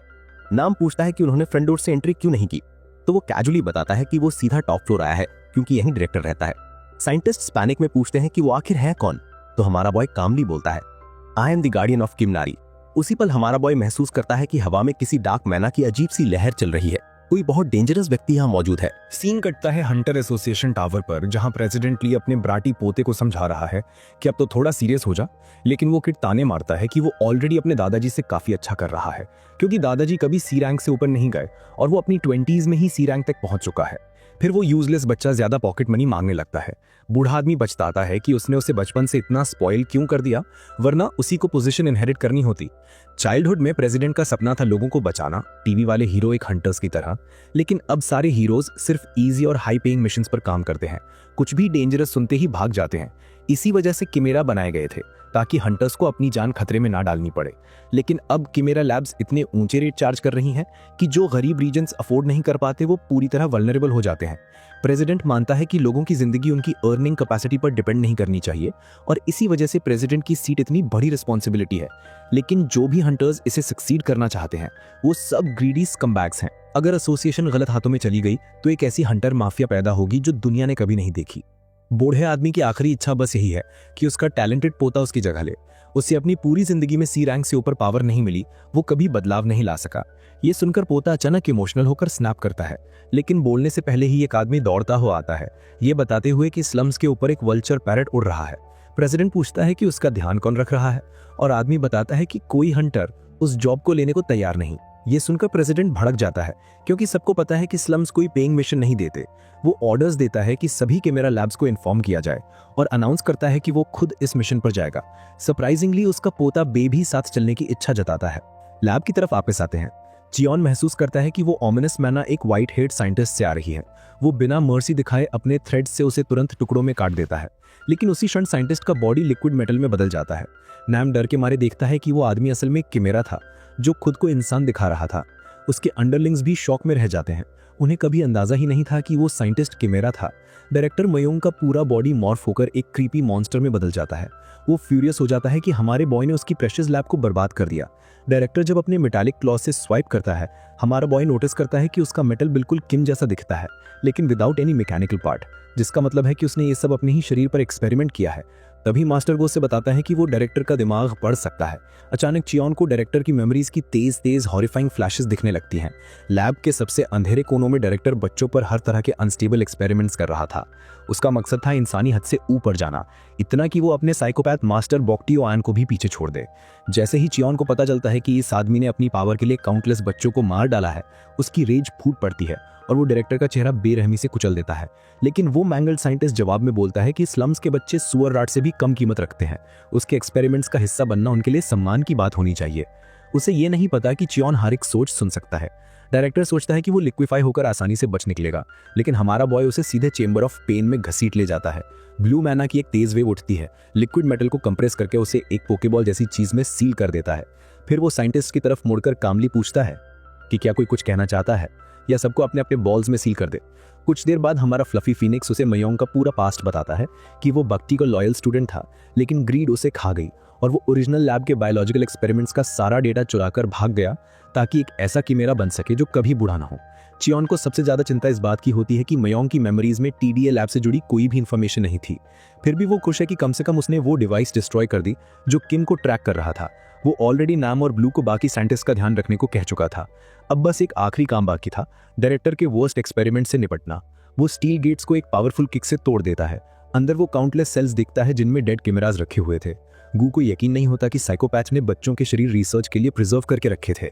इन बच्चों को देखकर चियोन को टीडीए लैब की याद आ जाती है, जहां उसे टॉर्चर किया जाता था, लेकिन उसे हमेशा जिंदा रखा जाता था क्योंकि वो उनका गोल्डन कैश काउ था। वो तय करता है कि इन बच्चों को आखिरकार शांति मिलनी चाहिए। तभी एक छोटी फॉक्स लाइक क्रीचर बाहर आती है, क्योंकि उसे कुछ फेमिलियर सा स्मेल आता है। हमारा बॉय तुरंत पहचान लेता है कि वो किम की दोस्त है। वो धीरे से पूछता है कि क्या वो मैकेनिकल क्रीचर्स के बारे में कुछ जानती है। फॉक्सी एक्साइटेड होकर पूछती है कि क्या किम ठीक है। जब वो बताता है कि किम डीमन रेल में उसके साथ फाइनली पीसफुली जी रही है, उसकी आंखों में गर्म आंसू आ जाते हैं।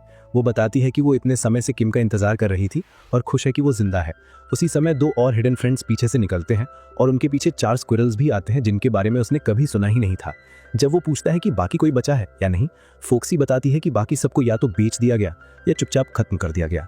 इतना सुनकर वो पोर्टल खोलता है डीमन रेल्म का, ताकि ये बचे हुए कैमरास वहां आजादी और सेफ्टी के साथ रह सकें। कुछ देर बाद प्रेसिडेंट ली और उसका ग्रैंडसन रिसर्च इंस्टीट्यूट पहुंचते हैं। दोनों वहीं जम जाते हैं जब उन्हें पता चलता है कि काइमेरा का असली टारगेट स्लम्स नहीं बल्कि सीधा लैब था। धुएं के बीच से बैग ऊपर देखता है और नोटिस करता है कि एक वल्चर पैरेट उनके ऊपर चक्कर काट रहा है। और उससे भी अजीब बात, उसकी पीठ पर एक मास्क्ड आदमी बैठा है, जैसे कोई मॉडर्न माइनक्राफ्ट माउंट हो। ऊपर हमारा बॉय आराम से नॉम से पूछता है कि क्या उसने सारे रिसर्चर संभाल लिए। नॉम पूरी लॉयल्टी से बताता है कि उसने हर एक रिसर्चर को सेफ लोकेशन पर शिफ्ट कर दिया है। नॉम फिर पूछता है कि उन्होंने विटनेसेस की मेमोरी वाइप क्यों नहीं की, तो हमारा बॉय कामली कहता है कि उसने जानबूझकर मेमोरीज वैसे ही छोड़ी हैं। इसके बाद वो नीचे खड़े दोनों लोगों के बारे में पूछता है। नॉम बताता है वो हंटर एसोसिएशन के प्रेसिडेंट ली और उनका ग्रैंडसन है। शायद इतनी अर्जेंट रिपोर्ट्स देखने के बाद वे तुरंत यहाँ पहुंच गए। चायोन एकदम कैजुअली उस नाम को पहचान लेता है और डिसाइड करता है कि उसे थोड़ा मजा लेना चाहिए। अचानक वो ऊपर से एक पोकेबॉल नीचे फेंक देता है, सीधा प्रेसिडेंट ली के हाथ में। प्रेसिडेंट उसे पकड़ते ही शॉक में जम जाता है, क्योंकि इतनी पावरफुल मैना सील वाला ऑब उसने बहुत सालों से नहीं देखा था। ऐसी सील्स सिर्फ वही तोड़ सकता है जिसकी मैजिक पावर सील बनाने वाले से ज्यादा हो। वो सोच में पड़ जाता है कि आखिर ऐसा कौन मॉन्स्टर है जो डायरेक्टर मयांग जैसे पावर हाउस को भी सील कर दे। तभी उसके सबऑर्डिनेट्स रिपोर्ट देते हैं कि केओस के दौरान एक भी इंसान नहीं मरा, लेकिन रिपोर्ट्स अजीब होती जा रही हैं। डायरेक्टर के अपने लोग कह रहे हैं कि असली डायरेक्टर तो इम्पोस्टर था, एक काइमेरा जो इंसान बनकर घूम रहा था। और ये भी बताया जा रहा है कि इंट्रूडर ने सारे रिसर्चर्स को बचाया और सिर्फ काइमेरा लैब को जलाया। ये सब सुनकर प्रेसिडेंट के दिमाग में वो पुराना शक फिर से उभरता है। क्या इंट्रूडर वही लड़का है जिसे वो सालों पहले मर चुका समझ रहा था? क्लाउड्स के ऊपर बैठे हमारे हीरो डिसाइड करते हैं कि अब बिना और देरी के सीधा डीमन रेल्म लौटना होगा। नॉम चाहता है कि वो पहले अपनी स्मूथ हेड वाली इनसिक्योरिटी का इलाज करा ले, लेकिन एसोसिएशन अब अर्थ पर रहना मुश्किल बना देगी, इसलिए वापस जाना ही सही है। उसी रात मैनेजर किम तेज धमाके से नींद से उठ जाता है। वो डोर खोलता है और डोर स्टेप्स पर एक ड्रगी जैसा आदमी गिरा हुआ मिलता है, जिसके चेहरे पर आधा ब्लैक मास्क चिपका हुआ है। वो डर के मारे ऑलमोस्ट बेहोश होने ही वाला होता है। तभी चयोन की फेमिलियर वॉइस उसे शांत कर देती है। किम कांपते हुए पूछता है कि वो इतनी रात को अचानक यहाँ क्यों आया। हमारा बॉय हल्की सी कंफर्टिंग मुस्कान के साथ कहता है, अब वक्त आ गया है कि तुम डीमन रेल्म देखो। डीमन रेल्म में वापस किम और बर्ट सिबलिंग्स क्वार्ट्स और लाइट क्रिस्टल से फेंस बनाने की प्लानिंग कर रहे होते हैं। छोटा बच्चा दंग रह जाता है जब यू एक हॉलो क्वार्ट्स को फैट लाइट क्रिस्टल पर रखकर स्लैब करता है और वो इंस्टेंट लैंप बन जाता है। तभी उनके पीछे अचानक एक पोर्टल खुलता है। किम खुश होकर सोचता है कि चायोन वापस आ गया, लेकिन तुरंत ही दर्जनों काइमेरास पोर्टल से टंबल होकर बाहर गिरते हैं, एक दूसरे पर पाइल होते हुए जैसे लॉन्ड्री की ढेर। बर्ट सिबलिंग्स कंफ्यूज्ड होकर पूछते हैं कि हमारा बॉय इतने वीक काइमेरास को डीमन रेल में क्यों भेज रहा है, लेकिन किम शर्म से भागकर घर के पीछे छुप जाता है। मीनवाइल सैसा न्यूकमर्स के सामने सीने पर हाथ रखकर ऐसे खड़ा है जैसे डोमिनेंस दिखाने आया हो, लेकिन टाइनी ट्री कैम उस लाउड इडियट को पूरी तरह इग्नोर करता है और सीधे रिच सॉइल वाले वेजिटेबल गार्डन की तरफ टहलता हुआ चला जाता है। तभी अचानक केओस शुरू हो जाता है जब गार्डन के ओरिजिनल मालिक इंट्रूडर को अपनी टेरिटरी पर कदम रखते हुए पकड़ लेते हैं। कुछ ही देर बाद हमारा बॉय भी नैम और मैनेजर किम के साथ डीमन रेल्म वापस लौट आता है। मैनेजर अंदर आते ही दंग रह जाता है। उसे यकीन ही नहीं होता कि सपोजेडली प्रिमिटिव रेल्म में चोयॉन ने इतने कॉम्प्लेक्स स्ट्रक्चर्स खड़े कर दिए हैं। फैट मैनेजर एक्साइटमेंट में नर्ड बनकर घूमने लगता है और हर चीज की तारीफ करता है, ये सोचकर कि हमारे बॉय ने इतने कम रिसोर्सेज में इतनी इनक्रेडिबल आर्किटेक्चर कैसे बना ली। लेकिन चोयॉन का ध्यान सिर्फ किम पर है, जो ट्री के पीछे छुपकर अपने पुराने दोस्तों से मिलने से बच रही है। वो नॉम और मैनेजर को वहीं रोकने बोलकर खुद सिचुएशन संभालने दौड़ जाता है। उसके बाद वो जिया का मास्क उसे वापस देता है और पूछता है कि उसके गार्डन में ये फाइबर वॉरफेयर चल क्यों रहा है। जिया बताती है कि टाइनी ट्री सैपलिंग को फर्टाइल सॉइल चाहिए थी और मेंड्रोराज अपनी जमीन बचाने में फुल टर्फ वॉर मोड में चले गए। जब दोनों साइड्स 1 इंच भी पीछे नहीं हटती, एंट अचानक भागकर लड़ाई सेटल कराने आती है। सैपलिंग अपनी वाइन से अपने बडी को लॉन्च करती है सीधा चबी मेंडोरा की तरफ, लेकिन उनकी प्लानिंग का बुरा हाल हो जाता है। चबी मेंडोरा आखिरी मूवमेंट में स्मूथ डॉज कर लेता है और एंट हवा में सीधी उड़ती हुई मेटल मेंड्रोग्रा से जा टकराती है। डिजास्टर अनफोल्ड होते ही टाइनी सैपलिंग चुपचाप अपने बेहोश दोस्त को उठाती है और पूरे डिफीट के साथ अपनी टीम में वापस चली जाती है। हमारा हीरो तुरंत नोटिस करता है कि फॉक्स गायब है। असल में फॉक्स ने किम को पहले चुपके से स्लिप होते देखा था और वो उसके पीछे चली गई थी। ट्री के दूसरी तरफ बैठे हुए वो किम से कहती है कि वो तब तक 1 इंच भी नहीं हिलेगी जब तक उसकी अपॉलॉजी एक्सेप्ट नहीं की जाती। सच ये है कि रिसर्च लैब में रहते हुए किम ने लड़ना पूरी तरह छोड़ दिया था। उस पर जो एब्सोल्यूट ऑर्डर वाली कर्स लगी थी वो उस पर काम ही नहीं करती थी, तो साइंटिस्ट उसे चाहे जितना मजबूर करें वो लड़ती ही नहीं थी। जब भी उसे रैंकिंग मैच में भेजा जाता वो जानबूझकर पिटकर हार जाती। साइंटिस्ट ने इसलिए थ्योराइज किया कि शायद वो जेंटल नेचर के साथ पैदा हुई है। कॉम्बैट काइमेरा होते हुए भी वो किसी को चोट नहीं पहुंचाना चाहती, लेकिन डायरेक्टर मॉन्ग को बिल्कुल तनाव नहीं था। उसे ये सिर्फ पर्सनैलिटी इशू लगता था जिसे वो आराम से ठीक कर सकता था। उस बीमार आदमी ने सबसे कमजोर काइमेरास को उसके रूम में रखा ताकि वो उसके क्लोजेस्ट फ्रेंड्स बन जाएं, और फिर वही फ्रेंड्स उस पर हमला करने के लिए कर्ज से मजबूर किए गए। मॉन्ग का मानना था कि किसी को तोड़ने का सबसे दर्दनाक तरीका है उसी दोस्त से बिट्रेल कराना जिस पर वो सबसे ज्यादा भरोसा करते हैं। जब किम पूरी तरह टूट गई तो उसने उसे ब्रेन वॉश करने की कोशिश की, कहते हुए कि लॉयल फ्रेंड्स एग्जिस्ट ही नहीं करते। उसने कहा कि अगर वो पहले अपने फ्रेंड्स को नहीं तोड़ेगी तो वही उसे तोड़ देंगे। उसी पल किम के अंदर कुछ गहरा सा टूट गया। आंखों में आंसू लिए वो अचानक भाग निकली। अपने दोस्तों को चोट पहुंचाने से उसे मौत स्वीकार थी। लैब के सारे साइंटिस्ट उसे रोकने दौड़े, लेकिन कोई उसे नहीं रोक पाया। वो सीधा पोर्टल फाड़ कर निकल गई। प्रेजेंट में लौटते हैं। किम अब अपनी ओरिजिनल फॉर्म में है और फॉक्सी शॉक में देखती है कि वो रो रही है। वो पूछती है कि किम क्यों रो रही है, जबकि अपसेट तो उसे होना चाहिए था। किम उसे कसकर गले लगाती है और बताती है कि उसने उसे और बाकी सबको बहुत मिस किया है, बहुत लंबे समय से। इस बीच तीनों ग्रोन अप्स चॉयॉन, नॉम और मैनेजर ट्री के पीछे से चुपके चुपके दोनों को देखकर खुश हो रहे हैं कि फाइनली सब ठीक हो गया। जब हमारा बॉय घर लौटता है, वो देखता है कि दोनों स्मूथ ब्रेन्स ने उसकी बात को लिटरली ले लिया और बिल्कुल रिजिड खड़े हुए हैं। उसके बाद वो मैनेजर का इंट्रोडक्शन देता है, बताते हुए कि ये उसका पर्सनल ए रैंक एल्केमिस्ट है।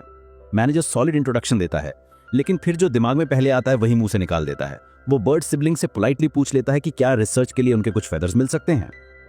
सीन शिफ्ट होता है बोंगसू पर, जो क्यूट क्लोथ शॉप गर्ल से मिलने आया है। वो उसे कसम खाकर समझाता है कि ब्लू बर्ड मॉन्स्टर वाली अफवाह सच में रियल थी और एसोसिएशन उसे संभालने दौड़ी थी। वेदर कोल्ड होते देख वो उसे गर्म गर्म स्वीट पोटैटोस परोस देती है। बोंगसू एक बाइट लेते ही खुश हो जाता है।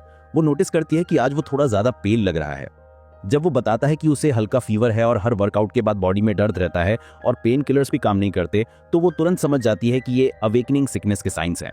वो बताती है कि कोल्ड फीवर की वजह से है और बॉडी पेन अवेकनिंग का क्लासिक सिम्टम, और वैसे भी उसकी late teens age perfect awakening age है। ये सुनकर बोंगू तुरंत डिनाई कर देता है, कहता है कि उसके जैसा बम्पकिन हंटर नहीं बन सकता। वो शार्पली जवाब देती है कि हंटर्स में बैकग्राउंड कोई मैटर नहीं करता और उसका ग्रोथ रेट काफी तेज रहा है। वो उसे फोर्सफुली थोड़ा पैसा देती है और कहती है कि पास के शहर में एसोसिएशन जाके टेस्ट करवा, ये देखने के लिए कि अंदर कितना पोटेंशियल है। सुंदर अंदाज में शाइली बोलती है कि कौन जानता है, वो एक लेजेंडरी हंटर भी बन सकता है। ये सुनकर बोंगू जेन्युइनली खुश हो जाता है और उसे थैंक्स बोलता है, लेकिन जैसे ही वो उसे लेडी कहकर बुलाता है, एज सेंसिटिव लड़की गुस्से से लाल हो जाती है। हालांकि वो फिर भी उसे कहती है कि एक दिन वो उसकी काइंडनेस का बदला जरूर चुकाएगा। डीमन रेल में नए आए चिमेरास बर्ड सिबलिंग्स की मदद करने लगते हैं क्वार्ट्ज क्रिस्टल फेंस बनाने में। यू को तो थकान लगी नहीं रही क्योंकि वो चिमेरा है, लेकिन नाम आधी नींद में लड़खड़ाते हुए भी हेल्प करना नहीं छोड़ता। थोड़ी देर बाद सब लोग चेओन के साथ इकट्ठा होते हैं फेंस पूरा करने के लिए, और मैनेजर किम ब्लू की टेल फेदर्स ठीक करने का तरीका ढूंढ रहा होता है। जब नाम कहता है कि वो पहले अपना हेड चेक करवाना चाहता था, हमारा बॉय अनजाने में ऐसे टोन में बोल देता है कि अगर इंतजार नहीं कर सकता तो घर चला जाए, और बॉल्ड बॉय एकदम चुप होकर सीधा खड़ा हो जाता है। उसके बाद वो चिमेरा गैंग को सख्ती से याद दिलाता है, यहाँ कोई भी फ्री में नहीं रहता, सबको कंट्रीब्यूट करना होगा। कुछ देर बाद किम उसके साथ फेंस का एक हिस्सा पूरा करने चलती है। रास्ते में चेओन उसे अपना अगला काम बताता है, फिर पूछता है कि क्या वो अब अपने फ्रेंड्स से ठीक है। सवाल सुनते ही किम फ्रीज हो जाती है, फिर शाय होकर पूछती है कि क्या वो सच में कोकोनट ट्राइब से उसे बचाने गया था। चेओन समझ जाता है कि अब उसे पता चल गया है कि वो उसकी असली आइडेंटिटी समझ चुका है। वो धीरे से कन्फेस करने लगती है कि वो असल में कोकोनट ट्राइब से आई ही नहीं थी, लेकिन चेओन उसे रोककर कामली कहता है कि कोई टेंशन की बात नहीं, अब फ्यूचर में कोई उसे ढूंढने नहीं आएगा क्योंकि उसने सब संभाल लिया है। अचानक वो उसे सरप्राइज करता है, कहते हुए कि अगर वो चाहे तो ये जगह ही उनका कोकोनट ट्राइब बन सकती है। इस ग्रोइंग फैमिली को एक प्रॉपर नाम चाहिए और वो नाम उतना ही क्यूट होना चाहिए जितना उसकी पर्सनैलिटी है। ग्लोइंग क्वार्ट्ज फेंस वाली डार्क स्टारी नाइट में वो रोती हुई आंखों से उसे थैंक्स कहती है हर चीज के लिए। फिर वो अनशेकेबल कॉन्फिडेंस के साथ वापस चल देती है। यू और बाकी सब दूर से ये सीन देखकर चौंक जाते हैं क्योंकि बात सरप्राइजिंगली स्मूथ निकल गई। नॉम एक्साइटेड होकर बताता है कि फेंस फाइनली पूरा हो गया है और लोग भी अमेजिंग दे रहा है। किम खुश है कि घर अब स्पार्कलिंग और क्यूट बन गया है। फॉक्सी उसे बहुत मिस कर रही थी, तो वो किम पर कूद कर उसे गले लगाती है और आइसक्रीम की तरह चाटने लगती है। ब्लू भी पीछे क्यों रहता, वो इंस्पिरेशन लेकर सीधा चेओन पर क्रैश होकर उसे बड़ा हक दे देता है। उसकी टेल फेदर्स भी पूरी तरह ग्रो हो चुकी हैं। उसी समय मैनेजर दौड़ता हुआ आता है और प्राउडली बताता है कि ट्रीटमेंट को असर दिखाने में ज्यादा समय नहीं लगा। रेड मॉस जो हमारा बॉय उसे लाया था, उसके हीलिंग इफेक्ट्स रिडिकुलसली पावरफुल निकले। ब्लू की मजेस्टिक टेल देखकर नाम की ओन के बाल उगने की उम्मीदें स्काई रॉकेट हो जाती हैं। मौका ना छोड़ते हुए वो धीरे धीरे मैनेजर के पास साइड से घुसता है और पूछता है कि क्या उन्हें कुछ हेयर लॉस का एक्सपीरियंस है। मैनेजर को सच में शॉक लगता है कि उसे कैसे पता चला। फिर बताता है कि वो पिछले 10 साल से लगातार हेयर ग्रोथ सिरम पर काम कर रहा है। अपेरेंटली ये डिजीज अल्केमिस्ट की दुनिया में बहुत कॉमन है और सब डेस्परेटली क्योर ढूंढ रहे हैं। मैनेजर प्रॉमिस करता है कि अगर कुछ काम कर गया तो सबसे पहले नॉम को कॉन्टैक्ट करेगा क्योंकि उसे वक्त इसकी सबसे ज्यादा जरूरत है। ये सुनते ही बॉल्ड बॉय जमीन पर गिरकर डीप बाव करता है क्योंकि ये आदमी लिटरली उसके लव लाइफ की आखिरी उम्मीद हाथ में लिए खड़ा है। मैनेजर फिर बर्ड सिबलिंग्स को बताता है कि उसने फेदर से भी कुछ नया डिस्कवरी किया है। वो एक्सप्लेन करता है कि मैजिक सर्कल्स क्रैक करना बहुत मुश्किल है और जो कर्स उन पर लगी है वो इतनी कॉम्प्लेक्स है कि उसने आज तक वैसी चीज नहीं देखी, लेकिन उसे लगता है कि बहुत बड़ी क्वांटिटी में मैंड्रा फ्रूट्स एक मेजर ब्रेक थ्रू दिला सकते हैं। ये सुनकर हमारा बॉय पूछता है कि क्या वही रेड फ्रूट जो मैंड्रोरास पर नेचुरली उगता है। वो ये भी एक्सप्लेन करता है कि वो फ्रूट्स हासिल करना मुश्किल होते हैं क्योंकि फ्रेश तभी मिलते हैं जब मंड्रागरा खुद तोड़ने दे, और ये छोटे जीव डार्क होल्स में छुपकर रहते हैं, इसलिए इनके लिए छोटे हट्स चाहिए। मैनेजर किम स्टंड होकर उसका प्राइसलेस नॉलेज सुनता है। तब जेऑन कन्फेस करता है कि उसका थोड़ी हिस्ट्री है छोटे क्रीचर्स के साथ, बस उसने कभी बताया नहीं। उसे याद आता है वो टाइम जब उसे डीमन रेल्म में अकेले 10 दिनों तक सर्वाइव करने की टेस्ट मिशन पर भेजा गया था, लेकिन उसके लिए वो मिशन किसी स्नो माउंटेन वेकेशन जैसा लगता था। उसने मजे में माउंटेन की चोटी तक हाइक करने का फैसला कर लिया था। रास्ते में अचानक उसे बुशेस के अंदर रसलिंग की आवाज आई। जब उसने अंदर झांका, एक इंजर्ड लिटिल मैन रागुरा अपने टाइनी हैंड से स्ट्रगल करता हुआ दिखाई दिया।